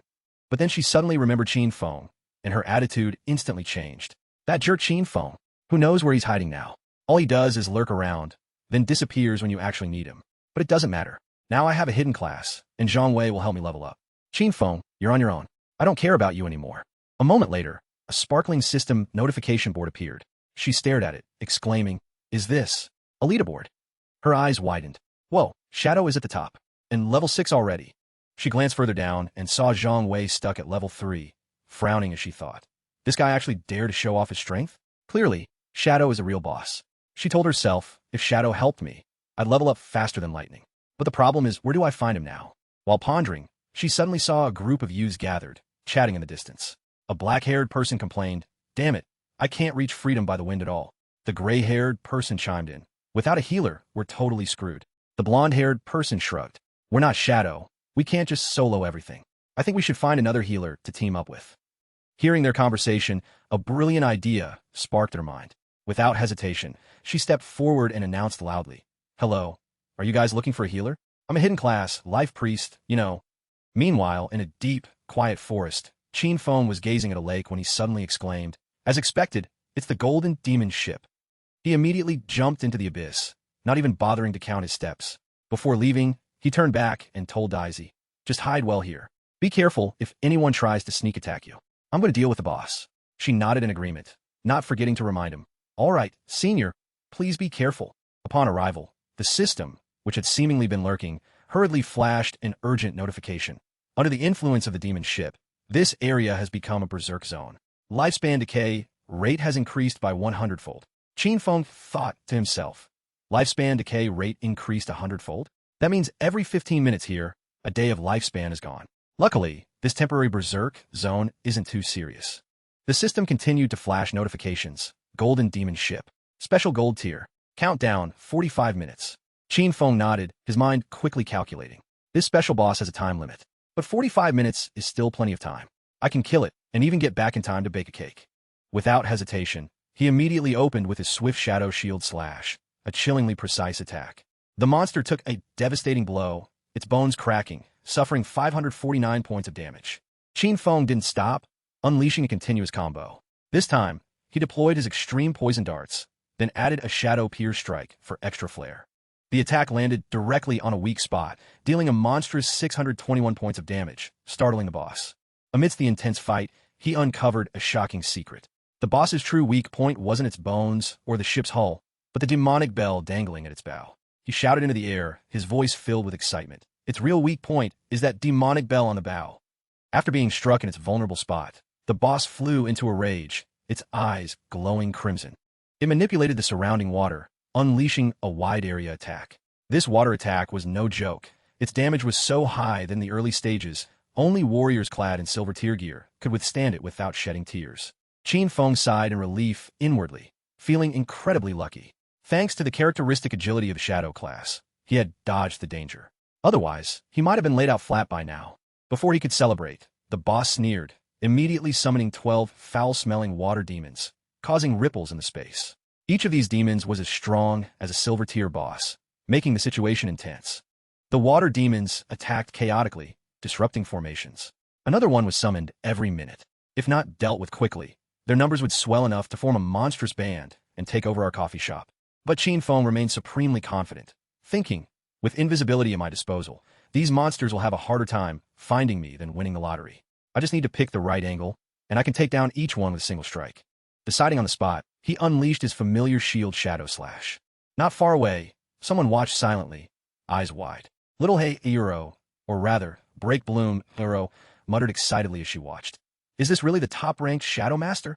The boss already lost a third of its health. He just keeps appearing and disappearing. Suddenly, Qin Feng turned his head and shouted, Little Hey, I'm about to die. She asked, bewildered, WH what? He replied casually, without a trace of emotion. You don't have to do anything. Just wait for me to revive. She struggled, her voice frantic. Why, master? You're clearly dominating the fight. He countered, aren't you, little hay? She practically screamed, seriously, master? My name is Breakbloom, as in Kobolin or Dolly Z, not little hay. He nodded, his voice eerily calm. Got it, little hay. Meanwhile, not far away, a group of people were aggressively giving chase, their faces burning with a thirst for revenge. The leader ground his teeth and snarled. Damn it, I used to be a legend, sweeping tournament from village to province level, and now some punk humiliates me. A subordinate rushed forward to report, Boss, we found the girl. She's at the edge of the cliff ahead, and that shadow punk is soloing the boss at the foot of the cliff. The leader narrowed his eyes and hissed, this time, I'm calling in everyone. I refuse to believe we can't kill that guy. While the battle raged intensely, Qin Feng faced another headache-inducing challenge. This is the fourth challenge, and the most difficult one. The boss unleashed a powerful soul wave, sweeping across the entire area, resulting in a 5-second stun effect, leaving Qin Feng frozen stiff, unable to move. Now, there's no escaping. Dolly Z still watched silently from above, clutching her staff, her heart pounding. Qin Feng braced himself, deciding to unleash his ultimate skill, Boundless Resonance, on the boss a life-or-death gamble. The system blared the first warning. You have died. You have lost 326 non-tradable years of lifespan. Before he could even breathe, the second notification rang out. You have died. You have lost 1,087 tradable days of lifespan. Above, the leader jumped for joy. Haha, so satisfying. This idiot thought he was a Superman, solo challenging a gold-tier boss. He pointed at the boss. Wow, the shadow dog is really rich. Look at that huge orb of light, at least several hundred days of lifespan. Hurry, brothers, it's only at half health. Killing it will be a huge profit. His subordinates echoed. We'll even get a pile of lifespan too. This is only half of what he lost. This big dog deserves to be taken down. Today, the little dogs will feast on the big dog. But as they cheered loudly, a gigantic, glowing object descended from the sky, freezing the celebrating crowd in their tracks. The entire group was sent back to town on an involuntary round trip after a total wipe, their faces ashen. The few survivors raged, spewing a barrage of curses that sounded like a marketplace brawl. Son of a bitch. How can this boss be so ridiculously tough? That shadow guy even cut its health down by half. But we barely touched the edge of the swamp and got blasted by a water column, dead on the spot. And the small monsters are swarming like ants. How can we even fight? Oh my god, this is insane. One member of the group insisted aggressively. Damn it, we lost too much. But screw it, let's go back. I refuse to believe this thing can cheat like this. At the same time, on the swamp surface, a cluster of lifespan orbs suddenly appeared. Qin Feng found it strange, stepped closer to examine them, suspecting something fishy. After observing them, he looked up and shouted toward a nearby boat. Dolly Z is standing there, right? I'm back, little hay. Why are there so many lifespan orbs? Dolly Z, master, you're back. Just now, some people got sent back to the village by a water column. Qin Feng scoffed, so that's what happened. They really don't know their own limits. The gold tier ghost ship. It can only use stun once. But when its health is at half, it will teleport. That's when it makes its appearance. Qin Feng seriously drew his extreme poison dart. He threw the dart, hitting the bell on the ship's bow, and nodded in satisfaction. A pink mist emanated from the ship, spreading across the swamp. Qin Feng crossed his arms, whistling as he watched. He predicted its movement and immediately used Shield Shadow / repeatedly. The group whispered, Boss, that brat is soloing the boss again. Let's lie in wait and find a chance to ambush him. Dolly Z. These blockheads are back again. Master is about to finish off the boss. I can't let them interfere. She channeled energy into her staff, shouting loudly. The gods decree there will be thunder and lightning today. Lightning struck, blowing away 2 of them. The remaining group shouted. What the hell? Who's attacking us? Boss, there's a mage over there. She's going all out. The leader roared. Does that woman want to die? Kill her now. Dolly Z froze, her face pale. Dolly Z fled like the wind, running and shouting, Help! Don't let me become barbecue. The group chased after her, yelling, Stop right there, or I'll kill you right now. Not far away, 2 figures hid behind a large tree, watching with cold eyes. Qin Feng continued to unleash skills, causing the boss's health to plummet relentlessly. A level 5 gold tier ghost ship boss is truly a pain. The low damage prolonged the battle, attracting many strangers. He noticed someone lurking and immediately started strategizing. On the cliff were the group of people who had probably just been blown away by the water column. Qin Feng noticed another guild lurking. Are they waiting for me to take down the boss so they can steal the loot? But they've made a miscalculation. He suddenly unleashed Shadow Ambush, instantly finishing off the boss. The map shook violently. You have defeated the gold tier ghost ship. Received 4,800 EXP. Congratulations. Leveled up to level 8. Granted 7 evolution points. Received 216 tradable days of lifespan. The shadow player from Shelltown is the first to defeat a gold tier boss, gaining 3 reputation points. News spread quickly through the town. People were buzzing with chatter. A gold tier boss, really? Euro-s the first time anyone has taken one down.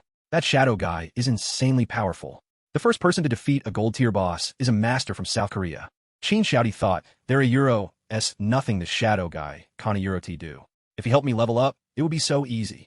Who knows, I might even run into Song Fei. The boss was dead, and loot was everywhere. But Chin Feng didn't show up at the scene. The hidden guild members were excited. That guy ran away. Ah Guang, use your tracking skill to find him. Kill him and claim all the loot for ourselves. Ah Guang stepped forward, chest puffed out, and shot an arrow into the sky. A giant shadow-horned eagle descended. The eagle circled, searching for Chin Feng's location. Chin Feng, cloaked in stealth, watched the bird. That hunter learned anti-stealth skills pretty early, he thought. But they won't find me with my level 11 stealth. Nothing, one guy reported. Boss, he must have gotten scared and run off. Another added, boss, guess he knows what's good for him. He led the group to the pile of items and commanded, guard this pile, closely. Ownership rights only last 5 minutes. After that, all this loot is ours. Just then, a series of range attacks rained down. Chin Feng appeared behind them. He used a skill to send them all back to town. Chin Feng muttered, it's quieter now. Oh right, where's Xiao Hei? I can look for her later. He calculated that he had enough evolution points to upgrade Greedy Hand 1 more level. First, I'll just upgrade the skill, he thought. He activated evolution. The system announced, Greedy Hand has evolved from Diamond Tier to Epic Tier. Increased chance to obtain bonus rewards, 220%-300%. Bonus items, 100% chance for tier increase. Reading this, Chin Feng's eyes shone brightly. He thought to himself, oh my god, this is a divine transformation. I've got to make this whole basket of orbs explode. Without hesitation, he immediately unleashed his new skill, sucking up all the loot. Then he burst into booming laughter. Ha! Where's all the loot? Come to me, all of it. Instantly, in the middle of the forest, a surge of power erupted, causing the trees to tremble as if in greeting. The system wouldn't be outdone. It continuously spammed a series of combo notifications. You have used the skill, Greedy Hand. You have gained 7 evolution points. You have gained 216 days of tradable lifespan. You have obtained a special item, Demon Flame Spirit Elixir. Chin Feng held the items, his eyes shining brightly. He blurted out, unable to hide his joy. I can't believe I got 2 Demon Flame Spirit Elixirs in one go. Unbelievable. Information displayed. Demon Flame Spirit Elixir. Special item. Will not lose lifespan upon death. Cooldown, 1800s, currently 1565s. Soul Siphon. Passive increases tradable lifespan drop rate by 20% when defeating magical beasts. If 2 bells are equipped, effect is doubled. Soul Shock. Active when the bell is used. Stuns enemies within 100 meters for 3 seconds. Cooldown, 600s, currently 521s remaining. After reading, Chin Feng nodded thoughtfully, calculating. This is an equipment, so it doesn't take up an item slot. And 2 bells only take up 1 inventory slot, which is incredibly convenient. Just as he was deep in thought, a desperate, terrified scream echoed from a distance. Big bro, save me. Hey, what you guys doing? Don't come any closer. Chin Feng jumped in surprise and shouted, Xiao Hei, where are you? He continued to call out loudly, Xiao Hei, where are you? Say something. But only the panicked screams of Dolly Z echoed back. Stay back. Don't come near me. Meanwhile, the men closing in on the girl, breathing heavily and with evil intent in their eyes, sneered, come here, little lady. You look pretty strong, too, but don't be foolish. This is the end of the line for you. If you're good, we'll make sure you have the time of your life. Dolly Z clutched her staff tightly, her eyes cold. She took a step back, then suddenly turned and leaped off the cliff, leaving the entire group stunned. It was her final decision. She would rather become a ghost than surrender. Her body plummeted onto the rocky ground. A sickening thud echoed. Blood splattered, making the scene heartbreaking. The group stood above, looking down, speechless. One of them sighed softly and uttered, she actually jumped. That girl is stubborn to this extent, huh? After the shocking, decisive leap, Dolly Z had respawned in town. She clutched her hip, limping and wincing. Big bro, no need to save me. I'm dead. I'm back in town now, and it hurts so much. Good thing all the party's tradable lifespan was on Captain Wang Ming. Otherwise, it would have been a total loss. Chin Feng heard this and nodded calmly, replying, all right, just stay put. I'll come back and split the loot with you. Hearing this, the girl pressed her lips together, a bright smile appearing, and squeaked, thank you, big bro. You've gone through so much trouble. Afterwards, Chin Feng opened his stats panel. He muttered, unable to hide his excitement. I really hit the jackpot this time. Tradable lifespan has shot up to 3,175 days, plus another 21 evolution points. He decided, time to upgrade Greedy Hand again. He tapped to upgrade the skill. The system immediately displayed a surprising notification. Greedy Hand skill has now reached epic tier. To continue evolving, you must spend 10 times the normal evolution points. Do you wish to use 210 points to proceed? Qinfeng looked at the text, frowning. He considered carefully. Whoa, 210 evolution points? That's a tough pill to swallow. The higher the skill, the more points it costs. Nah, I'll pass on this for now. I'd rather focus points on upgrading damage-dealing skills. High damage means bosses fall quickly, and loot will automatically pour into my hands. With a decision made, he immediately focused on allocating points, upgrading skills decisively. The system instantly provided incredibly detailed information. Shadow Shield / skill upgraded from Platinum tier to Jade tier, then straight to Indigo Diamond tier. Max damage increased from 21 to 24, then jumped to 27. Stealth duration extended from 7 seconds to 8, finally reaching 9 seconds. Number of slashes against enemies in its path increased from 6 to 7. Cooldown remained 12 seconds. Effect range expanded from 3.1 meters to 3.6, then 4.1 meters. Each slash gained an additional 200, then 250, then 300 attack power. In total, he consumed 2 plus 3 plus 5 evolution points. Only 3 points faintly remained. Next, his backstab enhancement skill also received an enthusiastic upgrade. From normal tier to bronze, then silver, finally reaching gold tier. The passive effect also joyfully followed suit. Backstab damage successively increased from 15% to 20%, 25%, and finally hit the 30% mark. Feeling the smooth upgrades, Qinfeng clapped his hands, laughing so loudly that even the wind seemed to listen. After 2 evolutions, Shadow Shield / is more than twice as powerful. Without stealth or breaking stealth, it still deals 3,000 damage. If I break stealth and backstab, 7 slashes dealing 6 to 7,000 damage wouldn't be surprising at all. He mumbled, tallying his gains. Excitedly summarizing, gold tier bosses usually only drop 2 to 4 silver tier items, rarely a gold tier one. But thanks to Greedy Hand, I snagged 11 gold tier items, 2 silver tier items, and even a silver tier skill book. Among them, 3 are for assassins. Perfect, no adjustments needed. He opened the interface, summoned the 3 newly acquired items, and admired each one with a joyful heart. First item, Demon Vessel Twin Daggers, Platinum tier, Assassin. Attack plus 136. Agility plus 22. Attack speed plus 24%. Armor penetration plus 7. Requires level 5. Special effect. Each normal attack deals 1 additional instance of linked damage. Gazing intently at the item, Qinfeng made a profound and seasoned observation. The linked damage effect might sound ordinary, but its high base attack, plus the agility, attack speed, and armor penetration boosts, make it quite valuable. Second item, Demon Flame Armor, Gold tier. Physical defense, plus 25. Fire resistance, plus 50. Damage block, plus 14. Additionally, plus 419 HP. Requires level 5.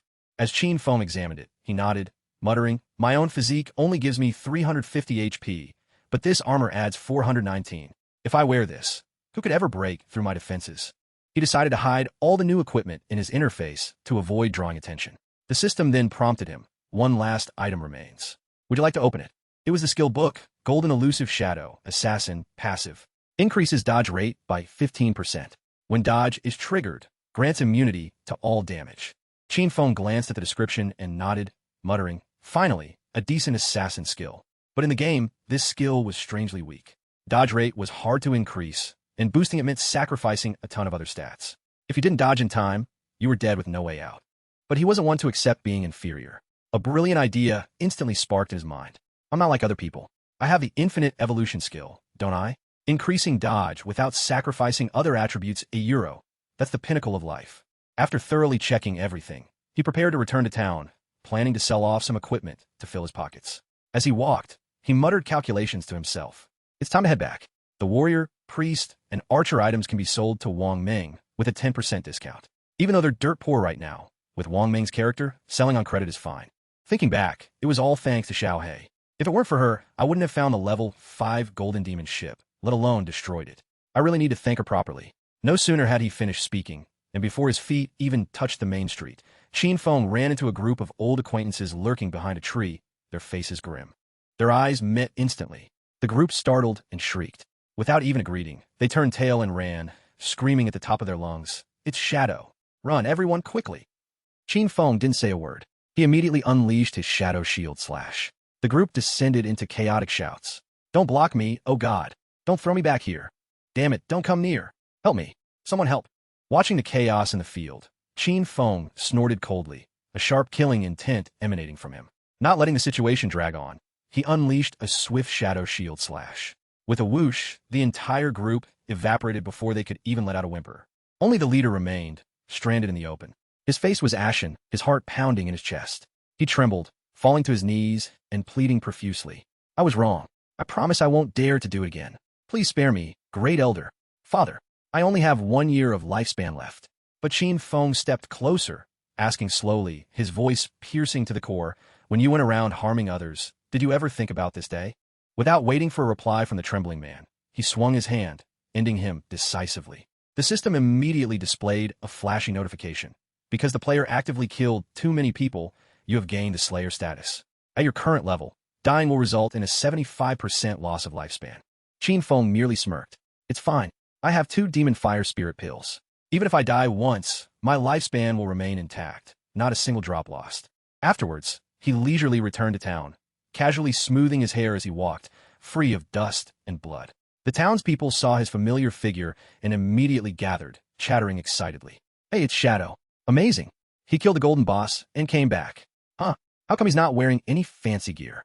Haha, I bet this guy exploited something before he could defeat the boss, someone scoffed. He doesn't look like a solo player at all. Did you see anything drop? It's hilarious. If anyone's got time, go try exploiting things like him. Just then, someone unexpectedly stepped out to block Qin Feng's path, his face full of urgency. Brother Shadow, please wait a moment. The person quickly offered a book sparkling with light, speaking without waiting for a dramatic soundtrack. We were wrong earlier. This is an assassin skill book. We just used our lifespan to buy it. Please, great brother, accept it and overlook what happened earlier. He took the book and quickly scanned the information. Skill, normal attack, assassin type, single target, increases attack by 20, stuns for 2 seconds, cooldown 2 seconds. He nodded and clicked his tongue. So it's a control skill, huh? Not bad. Without another word, he quietly left, leaving behind gazes filled with regret and anxiety. As soon as his shadow vanished, one man immediately burst out in indignation.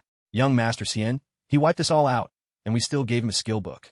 Isn't that too cowardly? Another man nodded. Exactly. We've never lived so subserviently before. Each of us could call a few contacts, and we could drown him with a snap of our fingers. Why should we be so scared? While everyone was still fuming and debating, a man suddenly warned mysteriously, what do you guys know? That shadow guy is growing too fast, and he's constantly leveling up on his own. Clearly, he has a great secret behind him. Now we just need to find him in real life, lock him up somewhere. Not only can we extract his secret, but we can also force him to farm lifespan for all of us. It'll be easy. Hearing this, another man's eyes lit up. So that's it. As expected of young Master Xian, truly a brilliant move. He continued, when I get home, I'll tell my clan to send a beautiful girl to approach him and extract information. His voice sounds strange. He's definitely an outsider, not part of the class. Send a beauty right to his door, and he'll definitely take the bait. While that group was busy scheming, Qin Feng had already met up with Dolly Z again. He smiled lightly.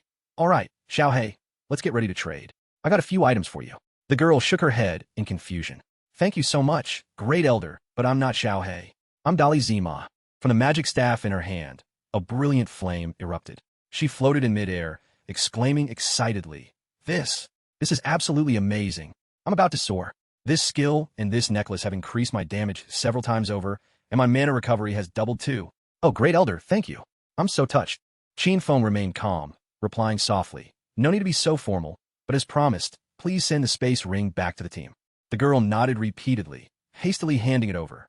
All right, here it is. Take it. She added casually, oh, by the way, great elder, when I was escaping the forest, I found a cave that looks just like the entrance to some ruins. Do you want to go check it out? Hearing this, Qin Feng paused for 3 seconds. A thought sparked in his mind. First, it was the Golden Demon ship, and now ruins. Good heavens, befriending this girl truly pays off big time. I wasn't empty-handed either. I gave her 2 golden items, and she was willing to share this valuable information. With this space ring, my storage space has shot up to 27 slots. So good. He continued, so where's Wang Ming? I plan to sell items to everyone, then go to the ruins with you. Dolly Z immediately replied, that works, but our captain is recruiting a new priest, so he'll probably be back in about an hour and a half. She opened her map, marked the location, and pointed as she explained. I've marked the entrance to the ruins for you. There's a stone slab behind a bush. Back then, I pushed the slab open and hid inside to escape. But after just a few steps, I heard ghostly screams echoing from within, so I got scared and ran right back out. Otherwise, those guys wouldn't have caught me. Qin Feng nodded. I understand. I'll head to those ruins right now. I'll trade with Wang Meng and the others when I get back. Dolly Z was about to say something else, but before she could open her mouth, Qin Feng had vanished. She stood there bewildered, exclaiming, "Where did the great elder go?" By now, Qin Feng had followed the directions straight to the ruins, his eyes shining brightly with excitement. As he walked, he pondered. I originally planned to find a place to level up, but now that there are ruins, why bother looking for anything else? In towns, 3 types of ruins usually appear: tombs, cursed ruins, and temples of faith. No matter which type, whether the monsters inside are bronze or silver rank, they're just a treasure trove of evolution points and lifespan points for me. Nothing to worry about. Qin Feng followed the directions, making his way to a desolate place. Before him was a deep, dark pit that looked like it could make one slip to the very bottom. He took a deep breath and began descending into the pit, his face completely unfazed. As he took each cautious step, Qin Feng was busy calculating in his mind. Theoretically, towns like this usually have 3 types of ruins. First, tombs. Second, cursed ruins. Third, temples of faith. It's unclear if these are sacred or fraudulent. Tombs, needless to say, offer nothing bright. They're packed with demonic creatures, making them difficult to clear. On top of that, there's usually a golden boss waiting at the end. Qin Feng continued to recall traditional knowledge. Demonic creatures in cursed ruins are usually afflicted by the cruel curses of suffering evil gods. They might have once been people who went mad after studying or simply died and turned into ghosts. As for the demonic creatures in temples of faith, they're all fanatical followers of ancient gods or evil gods. The maps inside these temples are convoluted. You can forget about finding your way out. Qin Feng continued his adventurous descent into the pit. As he walked, he scrutinized his surroundings. His gaze was suddenly drawn to some drawings on the stone wall. He stopped, staring intently at the drawings, then muttered, "Looking at these images, this must be a temple of faith. These images are very familiar. No mistake, this is the temple of faith, specifically for judging ancient gods." Qin Feng wouldn't falter. He pushed deeper inside. The air grew heavy and cold, angry whispers emanating from the walls. "Go any further, and you'll never come back out." But he ignored them, pressing on. Meanwhile, in another secret realm, where drama was brewing, Wang Meng's group was locked in a life-or-death struggle with a monster. The monster attacked without warning. It charged straight at them, its colossal maw gaping wide. The impact sent Wang Meng soaring through the air. Qin Xiaoyu just stood there, staff in hand, looking utterly lost, like she was holding a mop. A teammate yelled, "Healer! Heal him already! What are you spacing out for?" Qin Xiaoyu finally shuffled over to Wang Meng, muttering, "Spacing out? But what am I supposed to do?" Before anyone could catch their breath, the monster charged again in a flash. A teammate completely lost it and shrieked, "Damn it, it's coming again." He whirled to Qin Xiaoyu. "Just use a skill. Any skill. Hit any button." But Qin Xiaoyu's next move silenced the entire group. She looked around, dropped her staff, then crouched down, her voice trembling. "I'm so scared." Guess what happened next? That's right. The entire group was mercilessly wiped out, sent packing back to town at light speed, utterly humiliated. Dai Lizzie appeared, a bright smile on her face as she casually greeted them. "Captain, why are you all back so fast? The Shadow Master isn't even back yet. Don't even dream of buying anything right now." A fuming teammate pointed straight at Qin Xiaoyu and lectured her. "I've never seen anyone as useless as you. You don't know how to dodge when a monster charges. You don't know how to use your skills. Tell me, what can you actually do?" Dai Lizzie immediately stepped in to shield Qin Xiaoyu. "Whoa, why are you so uptight? It's obvious she's new. Dying once in your first game is totally normal." But the teammate wouldn't back down, yelling louder than a loudspeaker. "Dai Lizzie, get out of the way. I'm going to chew this person out until they're dead." Another teammate cut in an exasperated tone. "It's not just once, Dai Lizzie. We've died 3 times in less than an hour." Dai Lizzie's eyes went wide, and she could only manage one word. After a few seconds to process the drama, Dai Lizzie confidently suggested, "All right, let me come along to be safe. I just got 2 awesome items from the Great Master. They're super powerful. Trust me, with me joining this time, no one will die." Wang Meng waved away the drama. "All right, calm down, both of you. Dai Lizzie's idea isn't bad. With her along, this time will surely be smooth sailing. Who knows, maybe when we return, we can even meet the Shadow Master and ask for some pointers." Qin Xiaoyu timidly spoke up. "Sorry, I'll try my best. Am I weak?" She fumed inwardly. "If it weren't for your connection to the Shadow Master, I wouldn't even lift a finger for you." She was so steamed she felt like she would explode. What a bunch of insufferable idiots, she thought. Meanwhile, Qin Feng continued his adventure, stepping into a secret underground room where chilling energy emanated, cold to the bone. The sight inside would make even the calmest person scream. Bones were scattered everywhere. The air echoed with bone-chilling sobs. Qin Feng didn't bother with pleasantries. He didn't ask if they were well, he just acted coldly. Without a word, Qin Feng didn't attack immediately, giving the cultists no time for their administrative procedures. But their reaction made him want to stomp his foot in frustration. Being hit and losing so little health was like a mere tickle on their side. Qin Feng gritted his teeth. He even used breaking stealth to stab them from behind, yet they only lost half their health. No wonder they were silver tier bosses at level 10. Combined, these two cultists had more health than even the Golden Water Demon boss. But before he could unleash a second attack, the two cultists suddenly knelt down. Qin Feng was startled, muttering, "What the hell? Why are they kneeling? And facing me? I'm clearly in stealth. Could they sense the divine artifact, the Eye of Judgment, on me?" He stared at the two figures, faces pressed to the ground. He spoke, "You know the way, don't you? Then lead me." But the two cultists only muttered unintelligibly. Qin Feng observed, shaking his head. They must be heavily corrupted, having lost all consciousness, he thought. Now, they're just beasts that know nothing but pillaging and taking lives. Just then, the two cultists suddenly let out a piercing shriek, sprang up, and fled the room without a backward glance.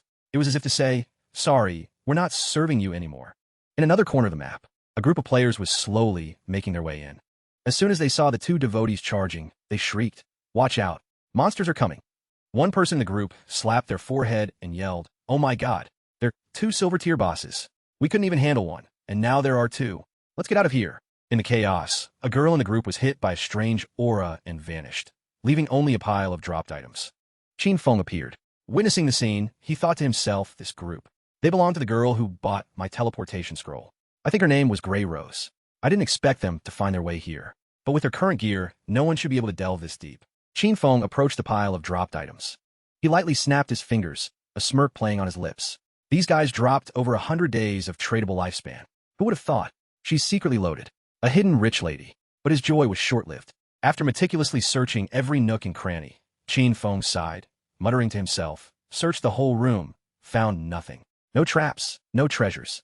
Could it be there were just these two pathetic silver-tier bosses? He clenched his fist. Battle lust surging, he prepared for a ruthless, decisive move. And then, the two devotees were utterly obliterated. The system notification appeared. "You have slain a loyal devotee of the ancient god, a silver tier condemned. Received 4,000 experience points, leveled up to LV.9. Received 4 evolution points, received 188 days of tradable lifespan." Not letting a moment go to waste, Qin Feng immediately upgraded his greedy hand skill. His heart swelled with joy as he gazed at his freshly updated skill panel. He chuckled, murmuring, "Divine tier greedy hand. Now that's what I call sweet." 32 evolution points, 154 days of tradable lifespan. 4 gold tier items, 10 silver tier items, and gold tier assassin equipment. This is too good. A gleaming notification appeared in the middle of the screen. Progress necklace, gold tier, assassin accessory. Agility plus 15. Cooldown reduction plus 20%. Requires LV.7. Unique effect. Summons a loyal silver tier devotee to fight for you. Cooldown, 600 seconds. Qin Feng meticulously inspected the necklace. He nodded, muttering to himself, "This one's good. A 20% cooldown reduction. With this, Shadow Dive will only be 192 seconds, Poison Dart, 37 seconds, and Shield Shadow, / 88 seconds. Fighting future bosses will be twice as smooth. Definitely keeping it, no question." But before he could even take a breath, a strange sound echoed from behind him, making him whip around. A glowing circle appeared. Then, from deep within the ground, a gigantic iron pillar rose. Qin Feng snapped his fingers, a triumphant look on his face. Just as expected, clear out all the monsters here, and the mechanism reveals itself. He stepped closer. He tapped the cold iron surface. After a few seconds of inspection, he confirmed. This is it, the final hidden mechanism. A crisp click echoed, signaling a change. The ground beneath Qin Feng began to shift. Rumbling. He immediately switched to full-on anticipation mode. His eyes wide, he intently followed every movement, his face tense. Suddenly, a massive pit opened beneath his feet. Without hesitation, Qin Feng leaped down. He mumbled, "Is this some kind of elevator?" The platform descended for a while, then stopped. No sirens, no warning lights, no dramatic background music.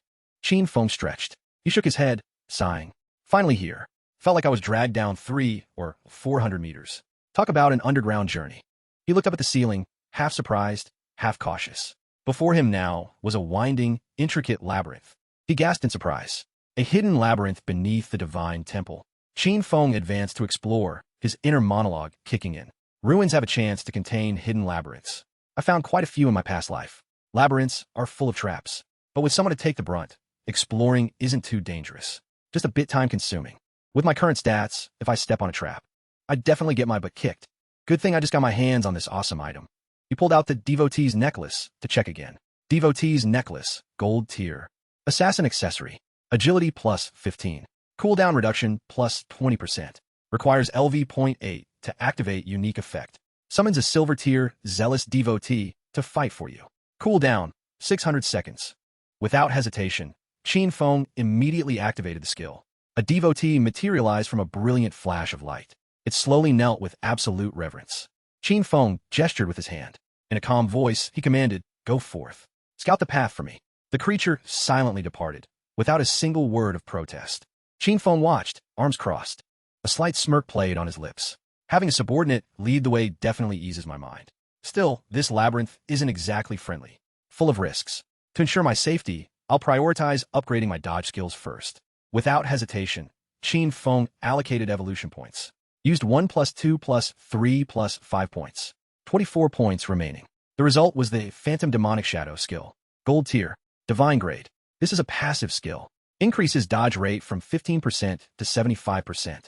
When successfully activated, I am completely immune to all damage. After reading the description, Qin Feng was so hyped he wanted to start dancing right then and there. He mused, 75% evasion is already amazing. But with my remaining points, I could upgrade Shield Shadow Slash to godlike status. Without a second thought, Qin Feng immediately invested 13 evolution points, leaving him with 11. His Shield Shadow Slash skill had now reached Diamond Godlike grade. This skill allowed him to unleash a directional slash with a range of 27 to 30 meters, accompanied by a phantom that lasted 9 to 12 seconds. It dealt continuous damage with 7 slashes to all enemies within range, each slash extending 4 to 5 meters, increasing damage by 300 to 500 points per slash. Just hearing the description made Qin Feng itch to try it out. After the upgrade, he paused to really grasp the mechanics of skill evolution. A few truths slowly dawned on him. He mused, if a skill starts at godlike rank, upgrading it to legendary only costs 1 point the very first time. Theta Euro is unexpectedly cheap. He continued his analysis, meticulously breaking it down. To reach legendary rank, the points required were 10 times the base amount.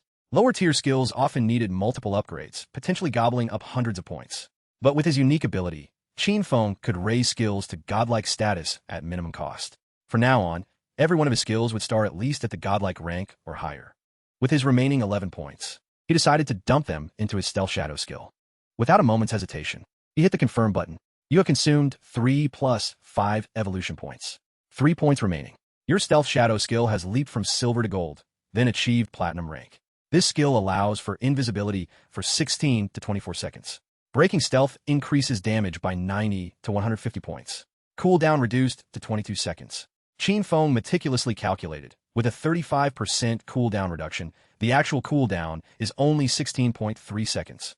Yet, he still felt the cooldown was a bit long, and the damage boost from breaking stealth wasn't truly impressive. He mentally resolved, when I get back, I absolutely have to overhaul this entire skill set.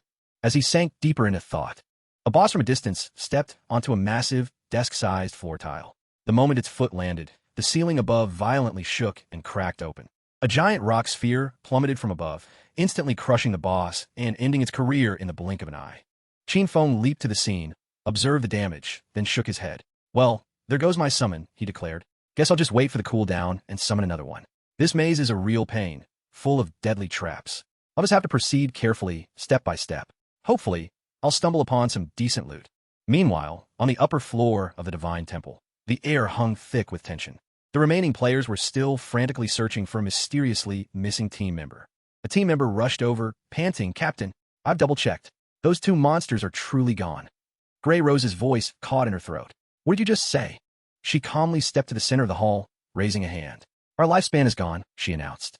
"Someone definitely took down those 2 bosses and snatched our group's lifespan. But who could have done it?" A team member quickly speculated. At this stage, the only one capable of eliminating 2 silver-grade bosses that fast can only be the Shadow Sovereign. The other's eyes widened in astonishment. "Huh, the Shadow Sovereign is actually here? So he took all our lifespan. Grey Rose sighed, nodding in confirmation. It seems so, but on second thought, it's probably for the best. Otherwise, you all would have died all over again. She propped her chin in her hand, deep in thought. When I first arrived, I distinctly saw a figure. He even seemed to be talking to the monsters. Could that have been the Shadow Sovereign? What kind of skill does he possess that could trap a boss in a whirlwind like that? His true power is unfathomable. Just thinking about it sends shivers down my spine. Back to Qinfeng. He persistently summoned followers, using them as expendable scouts. The trouble was every single follower would appear, take a few steps, trigger a trap, and vanish in silence. Truly, a short-lived army of followers. After quite a struggle, Qinfeng finally found himself standing before an ancient, weathered wooden door. He eyed the door, clicking his tongue. 3 whole hours of walking, and I'm finally here. This must be the end of the maze. From my past life's experience, if you just barge in, death is a guaranteed certainty. Dying 100 times wouldn't even be unusual. Without hesitation, Qinfeng summoned another follower. Even though he knew this follower would be a one-way trip, scouting for traps required a sacrifice. Man and follower advanced toward the grand door, which looked eerily similar to the entrance of a university exam hall. They navigated a section riddled with mind-bending traps, each step sending their hearts pounding. Once they arrived, Qinfeng signaled to his follower, his voice firm. Go open that door for me. Without a single question, the follower obediently pushed. But no matter how hard it strained, the door remained stubbornly unmoving, making the follower break into a sweat. Qinfeng frowned, muttering, "Can't open it? That's strange." He stepped forward, placed his hand on the door, and gathered his strength, preparing to deliver a decisive shove. With a faint creak, the door simply swung open.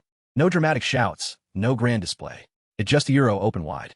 Qinfeng was taken aback, his serious expression shifting to one of blank astonishment. That easy. He continued to survey the space beyond the door. His eyes darted around. As both of them stepped inside, they spotted a tightly locked chest, heavily wrapped in sharp barbed wire. After a moment of careful observation, Qinfeng paused, contemplating. That chest is covered in sharp spikes, locked up tight, and there's an NPC sitting right next to it, guarding it. The strange thing was, absolutely no information was displayed about this NPC. Qinfeng, his curiosity as sharp as any bargain hunter's, cautiously approached. He mused. Every piece of information is a question mark. This is the first time I've encountered an NPC so enigmatic there isn't a single clue about them. That NPC made a strange sound. Half human, half machine. Suddenly, the ghostly NPC collapsed. Golden crystals flashed around it, then vanished without a trace. Qinfeng scratched his head. What was that all about? It just disappeared. At the same time, the barbed wires around the chest also evaporated without a word. But looking closely, the thorny restraints that had been wrapped around the chest were indeed gone, leaving no trace. Qinfeng fell into deep thought. Although he hadn't gained any information from that mysterious woman, his intuition told him that everything was connected to the Eye of Judgment on him. He meticulously examined the chest, his mind racing. The brilliant golden light emanating from the chest suggested it might contain rare-grade items. However, he remained cautious, unable to rule out the possibility that it was a trap or that a boss was lurking nearby. After careful consideration, Qinfeng calmly ordered, "Go open the chest." The summoned devotee showed no resistance, obeying absolutely. The moment it touched the chest, a dazzling golden light erupted, so brilliant that the faint-hearted might collapse. Qinfeng squinted, looking inside. Then he exclaimed excitedly, "A skill book, one specifically for assassins. It combines both active and passive effects." A solemn notification echoed from the chest. Grace of Release, Divine Tier Skill Book. Assassin Class. Passive Effect, Exploit Weakness. Increases chance to hit weak points by 100%. Weak point damage doubled. Active Skill, Throat Slash. Next attack applies the Throat Slash effect, dealing 100% physical damage per second for 3 seconds. Cooldown, 60 seconds. Qinfeng's eyes widened in astonishment. He exclaimed, "This passive effect doubles my ability to identify monsters' weak points. And that active skill, it's truly amplified to the max." He analyzed in a logical tone. His fighting spirit flared. If I activate the skill and land an attack dealing 300 damage, the enemy will take an additional 300 damage per second for 3 more seconds. That's a total of 1,200 damage, 3 times the normal amount. After finishing the skill book, Qinfeng smiled brightly, brimming with confidence. This is truly a massive haul. My burst damage capability has skyrocketed several times over. With just one strike, even a boss would beg for mercy. Without hesitation, he collected all the items in the chest and stowed them away in his divine inventory. Then he turned and left. As he walked, he calculated, all this stuff is Little Hay's. So, I'll just sell the remaining items to their group. It's more convenient. Time to head back. Thinking this, he immediately called Little Hay telling Wang Mang to return to the town. I'll sell him the items. Big Li Zi heard this and immediately responded excitedly. Boss, you finished exploring already? Awesome. We're also heading back to town right away to catch the shopping hour. Before long, Qin Feng arrived back in town, maintaining the calm, unhurried demeanor of someone who had just swept through an entire ruin. What met his eyes was a chaotic, bustling scene. Qin Feng blinked in surprise, exclaiming, "Where is this?" Masses of townspeople swarmed and surrounded him. Everyone scrambled to shout, "It's Shadow! Shadow! Shadow, hee. Add me as a friend. Are you really Shadow? I'm the CEO of Londing Group from Jianghai City. I want to invite you to Shadow's group. Boss, do you still need subordinates? I'm known as 666. The frenzy spread endlessly as crowds shoved and yelled loudly. Boss, we're from Firefly Town. This is my sister. She's obsessed with you. I don't mean anything by it. I just want you to remember my face. We're from Underpants Town. Please let us follow you. I'm willing to give you my wife. I'm from Emerald Cloud Island. I'm from Euro. Qin Feng weaved through the crowd. He walked, thinking it seems the portals connecting the towns have opened. That means I can go to Firefly Town, where Song Fei is. Seeing the situation begin to spiral out of control, he immediately activated his stealth, skill, and slipped away from the crowd. The remaining people stared at each other, wide-eyed. Then they started to blame each other wildly. He disappeared? Damn it. Who told you guys to rush in like that? You were pushing too. And you even dragged your round-faced sister here to introduce her. You bastard. Go on, rush in now if you like. While chaos still reigned behind him, Qin Feng quietly approached Big Li Zi. Little hey, he spoke. Big Li Zi spun around, a radiant smile on his face. Boss.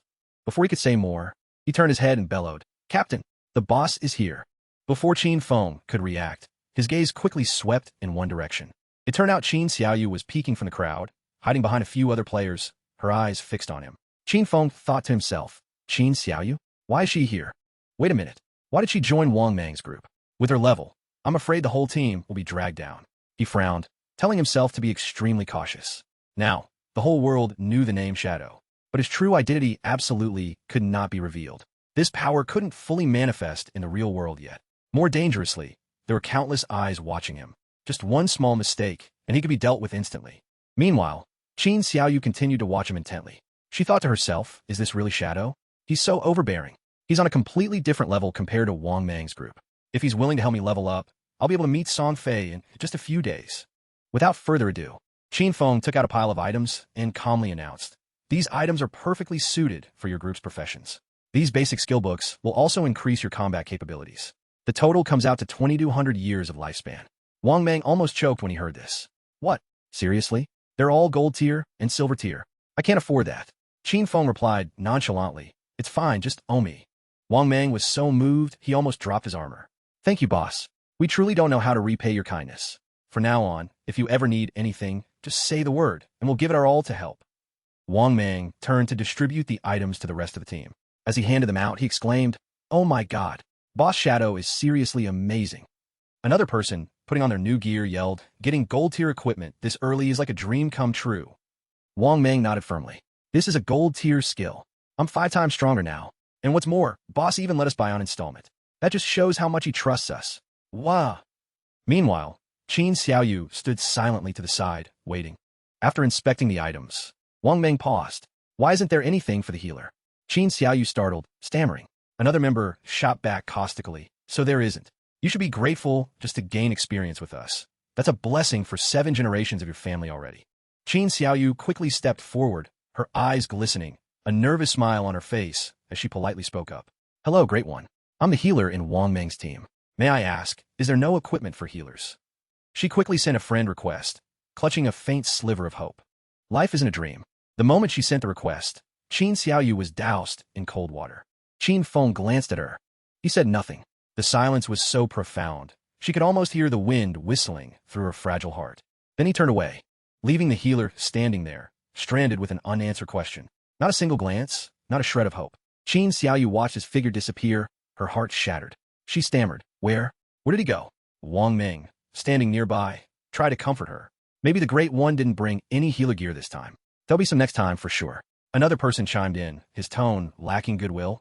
Honestly, I don't think the Great One even noticed her. As for Li Zi, he clutched his heart dreamily. The Dark Great One is truly like a divine dragon, seen only in glimpses. Oh my god, he's impossibly handsome. Meanwhile, Qin Feng had quietly entered a quiet building. Qin Feng walked slowly, muttering in his mind, there's still a golden tier healer staff in my backpack.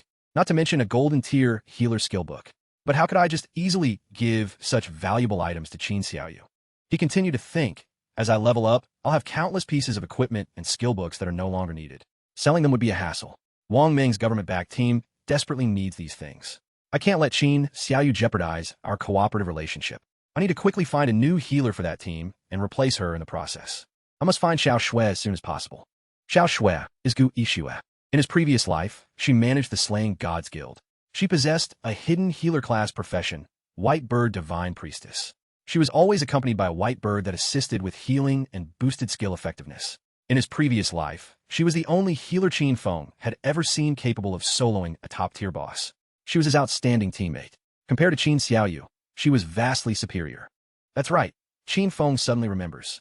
Xiao Shui is also in Firefly Town, Dongzhong Fei. What a coincidence. I can find her and bring her into Wang Ming's team. Without another word, Qin Feng walked towards a spatial gate that opened a path to Firefly Town in an instant.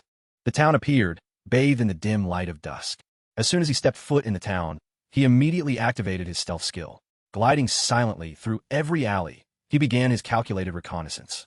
While he moved, he overheard a fierce argument between two players. Hurry, let's go back. The silver tier boss is almost out of health. It'd be a waste if it gets away.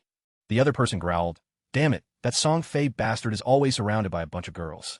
Today, I'm going to teach that pretty boy a lesson he won't forget. The other person added, full of bitterness, I really don't get it. He's just a small-time celebrity, but he has all these crazy, obsessive fans. Qin Feng, secretly observing, thought to himself, that fast, huh? I just got here and already found a lead on Song Fei. He quietly followed the two. The three of them approached a canyon. The strong wind made his hair flutter. He surveyed the gloomy terrain. Qin Feng immediately recognized it. This is Xuzong Mountain Valley, a level 5 zone. The monsters here are mainly flame splitters and imprisoners. Suddenly, a thunderous shout echoed from behind. Charge! This was followed by the shout of someone being attacked. You dare hit me? Qin Feng quickly ducked behind a tree, his eyes sharp. A chaotic battle is erupting. Players are clashing with monsters, like a free-for-all feast. Each person seems to be picking their own spot to get roasted. Qin Feng frowned, muttering, a two-headed flame splitter. Isn't that a silver tier boss? This situation is truly messy. Not only are there monsters, but players are also taking the opportunity to eliminate each Author-Euro classic Xuzong style. Glancing to his left, Qin Feng spotted a group of girls forming a protective circle around a young man. His intuition told him that the protected man was Song Fei. The two young men from earlier lost their composure. They charged straight at Song Fei, screaming at the top of their lungs, You bastard Song Fei! Last time, you ambushed me and stole my lifespan. Today, I'm gonna make you pay. The other one followed up, his voice full of confidence. You think you're safe hiding behind those mages? I have a skill specifically for mages called Throat Lock. Now you're dead for sure. Before he could even unleash his skill, a female mage from Song Fei's group stepped out, used a summoning spell to smash one of them right on the head, and shouted, No one is allowed to harm Big Brother Song Fei. The attacked guy's eyes widened in disbelief. What the hell was that? Qin Feng observed from the sidelines. Analyzing with a sharp mind, Song Fei, in his previous life, was the heaven-defying mage god. Mage class. All those female fans switched to the mage class, then dedicated all their equipment and skills to him, helping him ascend at godlike speed. But the problem is, he's the only proper mage in the team. The female fans, on the other hand, each have their own unique style, none of them alike. Some poured all their points into intelligence, becoming Crystal Cannon mages Euro, high damage but fragile. Others invested in agility, turning into kiting mages specializing in harassment. Then there were those who dumped points into constitution, becoming tank mages capable of taking a beating. The most extreme were those who put everything into strength, wielding their staves to bludgeon people. In the early stages, this comedy team was surprisingly powerful. Wherever they went, they drained players of their lifespans, unstoppable. But as the game grew more intense, the female fans started falling off, quickly and lamentably. Meanwhile, Song Fei puts on a sorrowful face, riling up his fans. Girls, seeing you struggle like this breaks my heart. I just hope the boss dies quickly, so everyone can rest. I wish this world was full of love instead of violence. A chubby female mage hears this and excitedly shouts, It's no trouble at all, Brother Fei. You're the one working the hardest. You don't deserve any of this. She turns to rally the others. Sisters, charge. Kill these disgusting creatures. Don't let them hurt Brother Fei. The enthusiastic girls roar. Vain monsters. Song Fei will be king. From now on, there will only be Song Fei. Brother, soar high. We'll follow you forever. Suddenly, a blast of fire shoots towards Song Fei. A female fan immediately leaps forward to shield him from the attack. Song Fei sits down, feigning concern. Oh dear, you alright? The injured girl still smiles. I'm always like this. I'm just crazy for you. The chubby mage continues to cheer. Come on, sisters, push through. Just take down this ugly monster, and Brother Fei will climb to number 1, leaving that shadow guy or whatever in the dust. The others cheered. Shatter the heavens, conquer the peaks, forever with Brother Fei. A bolt of lightning summoned by the female mages strikes the boss, making it roar in pain. Song Fei stands to the side, a smile on his face. It's finally almost dead. This silver rank boss is such a pain. How could one person possibly fight a gold rank boss? That shadow bastard must be cheating. He thinks on. I got all these people supporting me, and I'm only level 7. What the hell did that shadow bastard use to level up so fast? Just take down this silver rank boss, and I'll hit level 8. Ha! That shadow bastard has been stuck at level 9 for ages. I'll surpass him, become number 1. I'll be the true god of this game. Suddenly, Qin Feng appears. Grabbing Song Fei's head, he glides past him effortlessly. With a swift, sharp cut, his head is severed from his neck. Qin Feng calmly says, Shield Shadow Slash. Song Fei's head is still clutched in his hand. He squeezes, distorting Song Fei's face. A female mage turns around, startled, and screams, Brother! But before she can finish, Qin Feng sweeps through the group of female mages, slicing them into pieces. Ding! You have slain the two-headed blaze incarnate. Received 1,500 experience points. You have slain player, defying heaven mage god. You have slain player, Song Fei Meow Meow. You have slain player, forever following him. You have slain player, Little Fei O. Damage numbers continuously flash. 1,985. 1,985. 1,990. 1,990. 2,401. 241. 1,879. The remaining players stare in shock. What? He killed the boss just like that. A single skill doing thousands of damage. That's terrifyingly powerful. My skills only do a little over 100 points, but look, 10 times what we do. What's more, that was an area of effect attack. It killed both Song Fei and all his fans. One person yells, Who is that assassin? Could it be Shadow? It must be the great Elder Shadow, the first one to take down a gold rank boss. Who else could be so powerful? Everyone choruses, Back off quickly. Leave the boss loot for the great Elder. Great Elder Shadow only killed Song Fei's wicked followers. He helped us vent our anger. A girl shouts, Great Elder is the goat. Great Elder, you can do it. Great Elder, I love you. Qin Feng hears this. He snorts coldly. These people are only afraid I'll attack them. If this were my previous life, I would have been swarmed by them long ago. Back in Firefly Hamlet, Song Fei respawns here. System notification, you have been slain by Shadow. You lost 1,106 days of tradable lifespan. You lost 18 years and 113 days of untradable lifespan. Song Fei is horrified. I'm dead. Killed by Shadow. Why did he come to our Firefly Hamlet? Jianghai City has hundreds of starter towns. Why did he come here to steal my boss? The female mage fans also respawn. They cry out, I'm dead. How? Brother's dead too. Shadow did this. But why would he kill Brother and us? One girl, furious, yells, he definitely wanted to steal the silver loot. That scoundrel. He ambushed Brother when he wasn't paying attention. How shameless. A blue-haired girl steps forward and asks, Brother Song Fei, can I join your team? I'm an archer. I have the eagle eye skill. I can detect stealth. The mages immediately become wary. Pointing fingers, they say, Get away. Brother Song Fei said we only need mages. Your monster farming efficiency is too low. You'll drag him down from ranking up. The girl flinches. But who is Song Fei? He steps forward, spreading his arms wide, and smiles radiantly. Don't say that, everyone. I always believe love can overcome any barrier. He takes the girl's hand and says, I can feel your intense affection for me. Even if you're an archer, it's fine. Come here, join us. We'll grow together. Hearing his sweet words, the girl is so moved she tears up. Brother, I love you. Other female fans also crowd in. Brother Song Fei, I'm an assassin. I have stealth too. I can retaliate against others. Brother Song Fei, I learned an area control skill. I can freeze him. Song Fei radiates a protagonist's aura. Everyone, we're one big family, filled with love. Anyone who wants to join is welcome. Come, let's always be united in heart. The fans are excited once more. With teary eyes, they exclaim, Oh my, how heartwarming. Following Brother Song Fei, we'll never regret it. These people all shout loudly in unison. That Shadow guy only knows how to use his assassin skills to ambush. What a dishonorable bastard.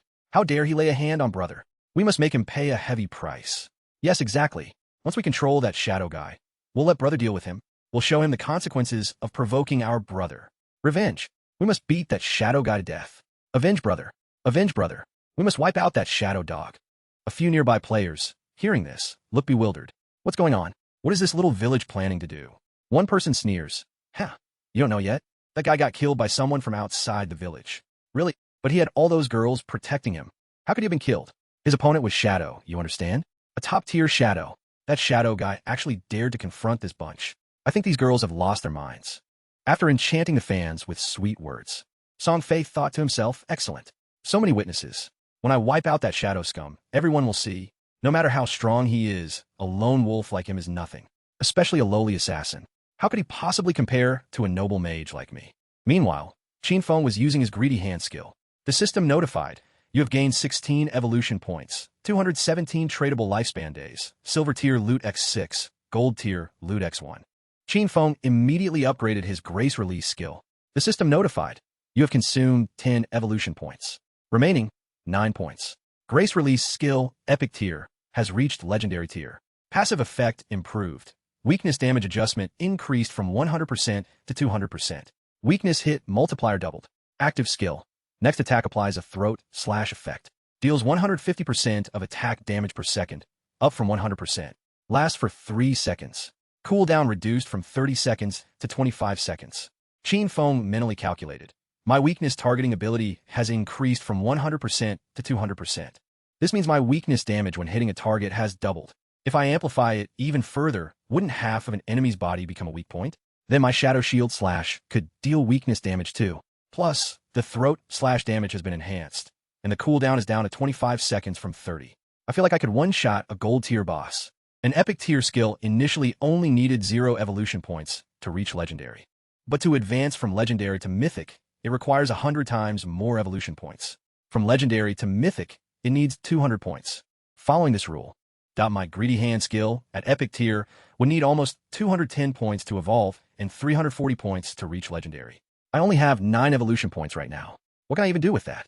Fine, I'll just upgrade my backstab enhancement then. The system notified, you have consumed 8 evolution points. Remaining, 1 point. Backstab enhancement skill, gold tier, has evolved to silver tier. Passive effect improved. When attacking a target from behind, damage increased from 30% to 40%. Qinfeng sighed contentedly. A silver tier boss and a bunch of players helped me earn over 1,400 tradable lifespan days. What a steal. Time to head back to the city. But suddenly, a female assassin lunged at him from behind. Qinfeng merely flicked his gaze. Then he perfectly dodged. The girl shrieked, "Die, shadow scum." She continuously slashed down, but only met with misses. Panicked, she screamed, "What the hell?" When her assassination failed, she furiously activated stealth on the spot, disappearing into a puff of smoke. A group of players. Song Fei's fan screamed from above, "Die, you bastard shadow scum. You're surrounded. We're here to avenge Brother Fei." A female archer next to them drew her bow. She yelled, "V." A nearby female mage also roared, "We must avenge Brother Fei." Below, Qinfeng immediately activated Shadow Shield to go stealth. The female archer scoffed. "Useless," she sneered. "My skill can track stealth." She shot an arrow into the sky, and feathers rained down. But they only revealed the female assassin who had just failed to ambush Qinfeng. The group didn't recognize her as their ally. They cheered excitedly. "Amazing! We found him! Sisters, unleash your strongest skills. Attack him!" Countless attacks immediately rained down on the female assassin. She shrieked in terror, "Wait, I'm not him." But it was too late. The attacks poured down on her. The group above realized their mistake. The plump female mage quickly rationalized, "It's fine. It doesn't matter. She's not a mage anyway. That means she doesn't truly like Song Fei. This is her punishment. Quickly, release the scouting birds. Hunt down that shadow scum at once." The female archer immediately complied. Unexpectedly, Qinfeng activated the demonic flame bell, a special item. The system notified, when shaken, the demonic flame bell inflicts a 3-second immobilization effect on all enemies within a 100-meter radius. Cooldown, 600 seconds. Remaining, 521 seconds. All the female fans were frozen solid, utterly bewildered. The female archer was horrified, unable to move. A shadow flickered past, followed by a series of continuous /0, Qinfeng's shadow shield slash. He advanced directly in front of Song Fei. Meanwhile, Song Fei, who had been hiding nearby, was utterly bewildered, wondering what's happening. They're all dying for no apparent reason. Did that shadow scum do this? No way. How could he when he hasn't even shown himself? Qin Feng was now standing right beside Song Fei. He whispered into his ear, Song Fei, you're dead. Song Fei jumped, frantically raising a magic shield. He roared, damn it. But how could he possibly defend himself?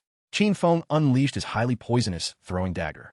It pierced through the shield, embedding itself directly in Song Fei's forehead. He instantly crumpled to the ground. Looking at the loot scattered on the ground, Qin Feng muttered, this guy sure had a long life left in him. He still had about 2,000 tradable lifespan days. But why didn't his female fans have any tradable lifespan? Are they seriously going to give all their lifespan to Song Fei? Eat a euro es been ages. Don't a euro tea they realize divine abandonment is just a game? These people are such morons. What a waste. If they had lifespan for trade, I could have made a few hundred days. Guess all this loot is just for the local monsters then. At the Firefly Town revival point, Song Fei revived. He roared in fury. Damn it. I had 2,000 days of tradable lifespan, and now I only have 500 left. The plump female mage next to him asked the archer, didn't you use your tracking skill? Why couldn't you find him? The archer quickly replied, I did use the skill, but I only found that female assassin. I saw an invisibility level on the attribute panel. Maybe Night Shadow's invisibility level is just higher. That's right. The mage nodded, realizing. I saw it too. My anti-stealth skill is only level 1, so it only detects level 1 invisibility. Anything level 2 or higher, I can't see him. Song Fei fumed. That damn Night Shadow. He comes and goes without a trace. How am I supposed to defend against him? I didn't even offend him. Besides, he'd already looted us. He shouldn't have come back to kill me again. Then he stirred up the deluded players. For everyone's safety, let's go level up somewhere else, okay? Everyone chorused. Wherever you go, we'll follow. At this time, Qin Feng also returned to the town. Not seeing Song Fei and his group, he wondered to himself, strange. Song Fei and his gang are nowhere to be found. Did he go to another town, or did he log off? He asked a nearby player, do you know where Song Fei and his group went? The other person jumped when Qin Feng suddenly appeared. You scared the hell out of me, Great Lord Night Shadow. He pointed in a direction. Great Lord. Song Fei and his group went that way. Please kill him, but I have a small request. Later, when you kill Song Fei, could you spare my girlfriend? Her name is Fei Baomian, and she's a female hunter. Qin Feng replied, I advise you to get a new girlfriend. His girlfriend must be the female hunter with the invisibility detection skill. The other person quickly pleaded, Great Lord, please. It took me forever to find a girlfriend. Qin Feng had already activated his shadow shield to go invisible.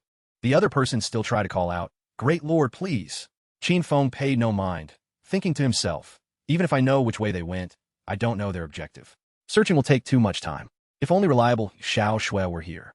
Suddenly, a figure flitted past. Qin Feng was startled, realizing it was Xiao Shui. He canceled his invisibility state. Stepping in front of her, he said, Beautiful. Could you help me with something? Xiao Shui was surprised. Your Night Shadow? Qin Feng nodded. I heard you have the ability to search for targets over a wide area, right? Help me find Song Fei and his group. In return, I'll sell you a platinum-grade staff at a cheap price. Xiao Shui was overjoyed. While operating on her screen, she wondered, but how did you know I have the ability to search for targets over a wide area? I've never told anyone. Qin Feng chuckled. Don't worry about that. Just tell me if you want a platinum-grade staff or not. Xiao Shui nodded enthusiastically. Yes, yes. But I'm afraid I don't have enough money to buy it. Qin Feng replied. Only a few hundred days. The original price is at least 700 to 800 days. Xiao Shui was skeptical. Really? Qin Feng nodded. Just make the trade with me. System notification. Trade successful. Xiao Shui held the platinum-grade staff, grinning widely. Huh, a platinum-grade staff. Qin Feng lightly tapped her head. All right, get to work. Xiao Shui nodded. Yes, yes. She released her scouting bird. She thought to herself, it's clearly my first time meeting Great Lord Night Shadow, so why do I feel so familiar with him? She then asked, Great Lord, aren't you afraid I'll just take the item and run off without helping you? Qin Feng chuckled. Why don't you hate Song Fei? Xiao Shui turned back. Great Lord, how do you know I hate Song Fei? Are you a friend of mine in real life? But your voice doesn't sound familiar. Qin Feng chuckled. He guess. Xiao Shui retorted bluntly. I'm too lazy to guess. She released the bird to fly up, continuing her work. Her eyes lit up with every movement of the bird. What the bird saw, she also saw.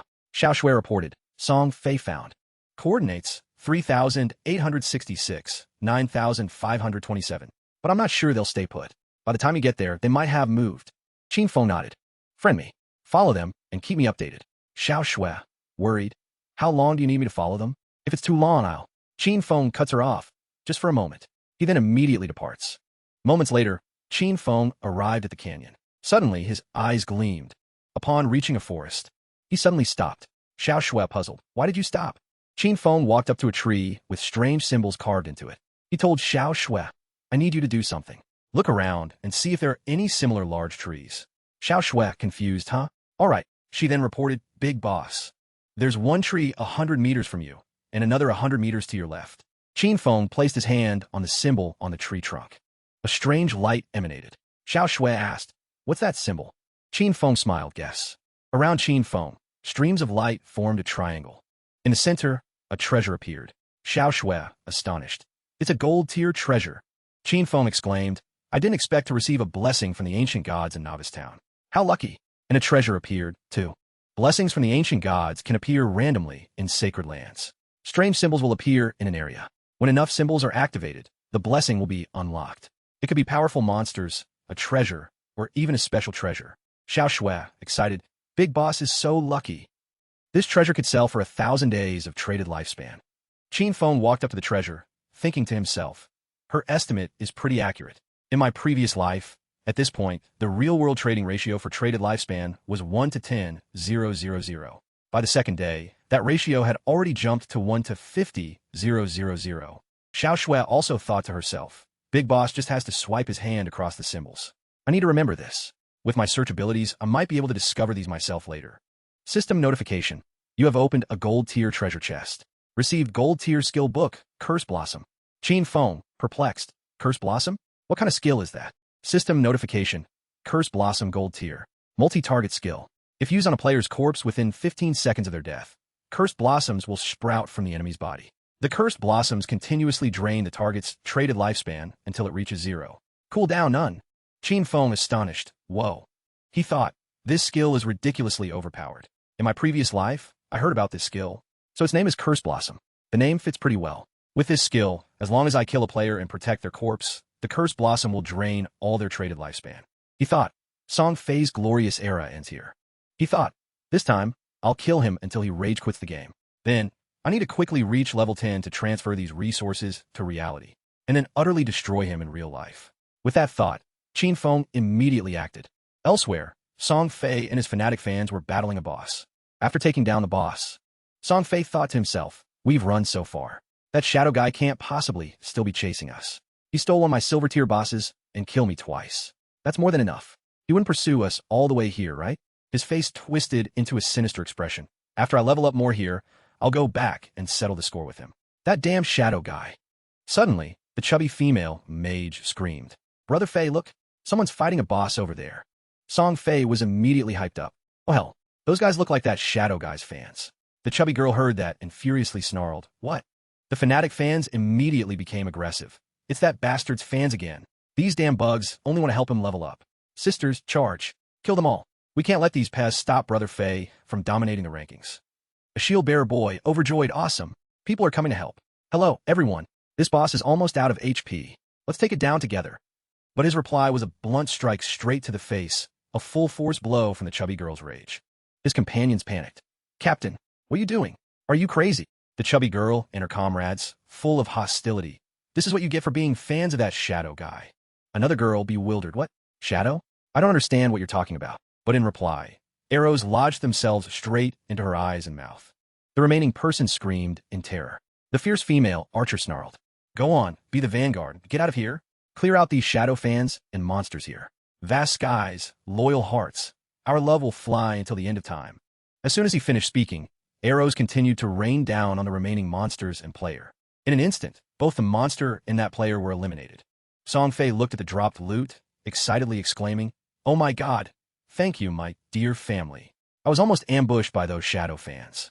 I didn't expect them to be so insidious and wicked. His devoted fans burst into tears. No need to thank us. No matter where you go, to the ends of the world, we'll always be thinking of you, Brother Fei. At this moment, Qin Feng appeared.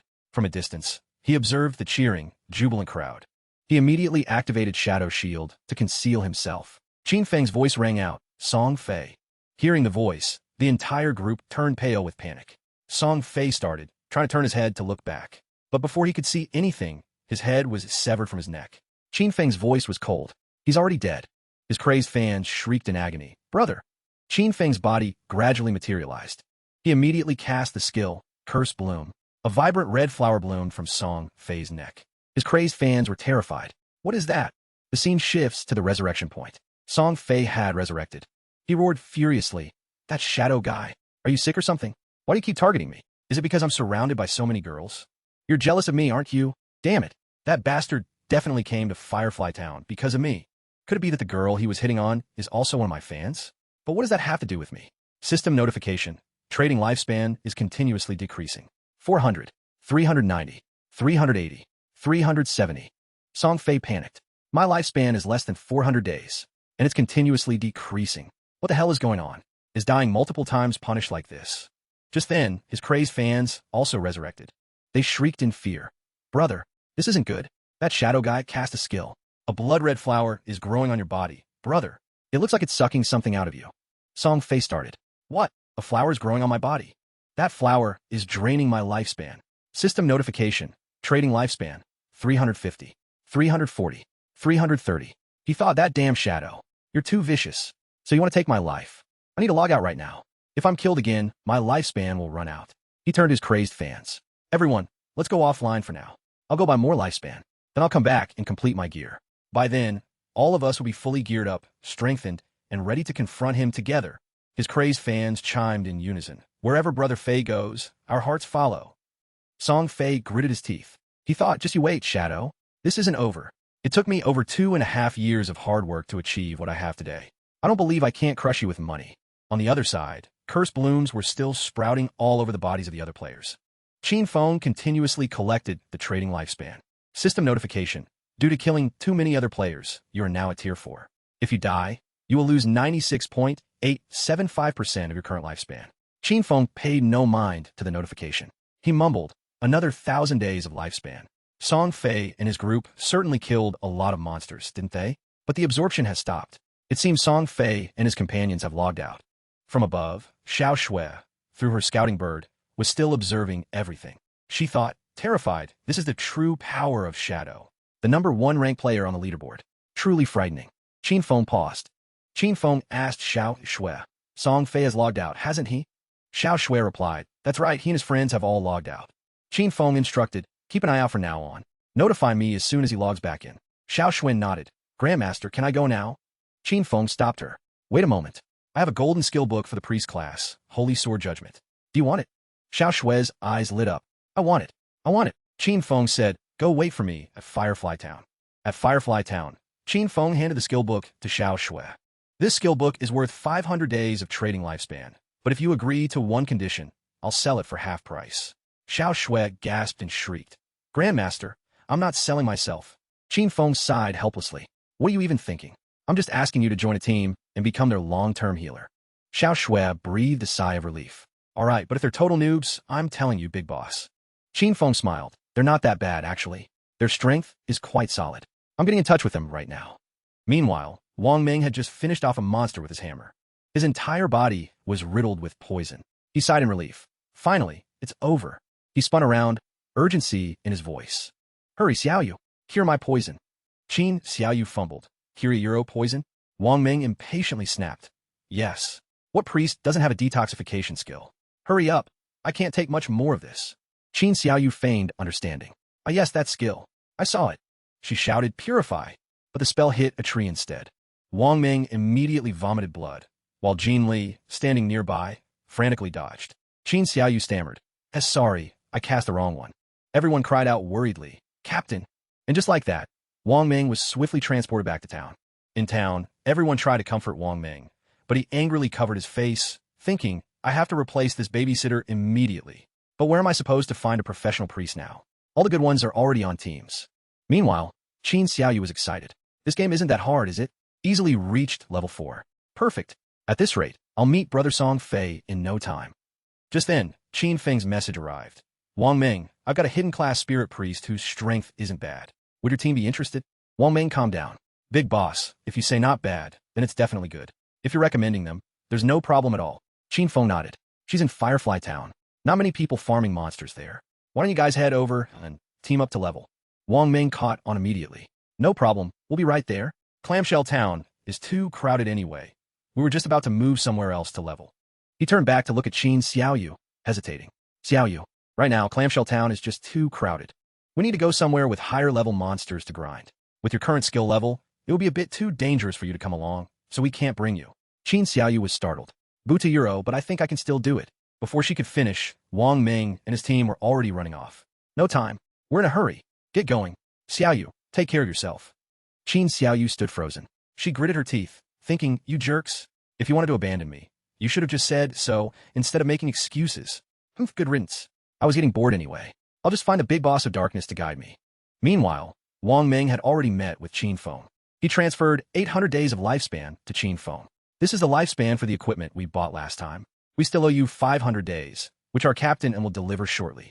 He sighed, lifespan is really hard to come by in this game. Qin Feng thought, Captain Anna Euro, could it be in you? He nodded. All right, this is Xia Shu Etienne, and this is Wang Ming. You two introduce yourselves. Suddenly, a voice rang out. Wang Ming, I'm here. A girl with the ID Executor of Justice appeared. Qin Feng looked at her. It really isn't you, he thought. In the game, she goes by Executor of Justice. She was the sole hidden dragon swordsman class, one of the top 20 strongest players in the world in my past life. A pillar of the great Xia government, and a nightmare of countless hostile foreign powers. And you stepped forward and shook Qin Feng's hand. She beamed, big boss of darkness. It's an honor, a true honor. I'm in you, and I truly admire you. Qin Feng replied, hello. He thought, this is the first time I've met a player in Abandoned Divinity who is even stronger than I was in my previous life. And you smiled. Big boss of darkness, you've developed so incredibly fast. Any secrets you can share? I was even joking earlier, wondering if you were some sort of transmigrator or reincarnator. Qin Feng thought, but according to my memories from my past life. And you wasn't on Wang Ming's team. It seems she's representing the Jiang High government, buying a considerable amount of lifespan through trades. The Dragon Swordsman class has incredible survival capabilities, so entrusting her with their lifespan must make the government feel very secure. And you continued, Big boss, if you have any equipment in the future, please sell it to us. We'll take anything. All of the Jiang High government's lifespan is currently on me. You wouldn't kill me for it, would you, big boss? Qin Feng smiled. No, I wouldn't. I don't play petty games like that. Mutually beneficial cooperation is always the best approach. And you flashed a bright smile. Hee. I knew you were smart, big boss. Qin Feng thought, every single line is a probe. Just as the rumors in my past life claimed, and you might seem innocent on the surface, but she's incredibly shrewd and uses tough tactics. She's now the bridge between me and the great Xia government, which also saves me a considerable amount of effort.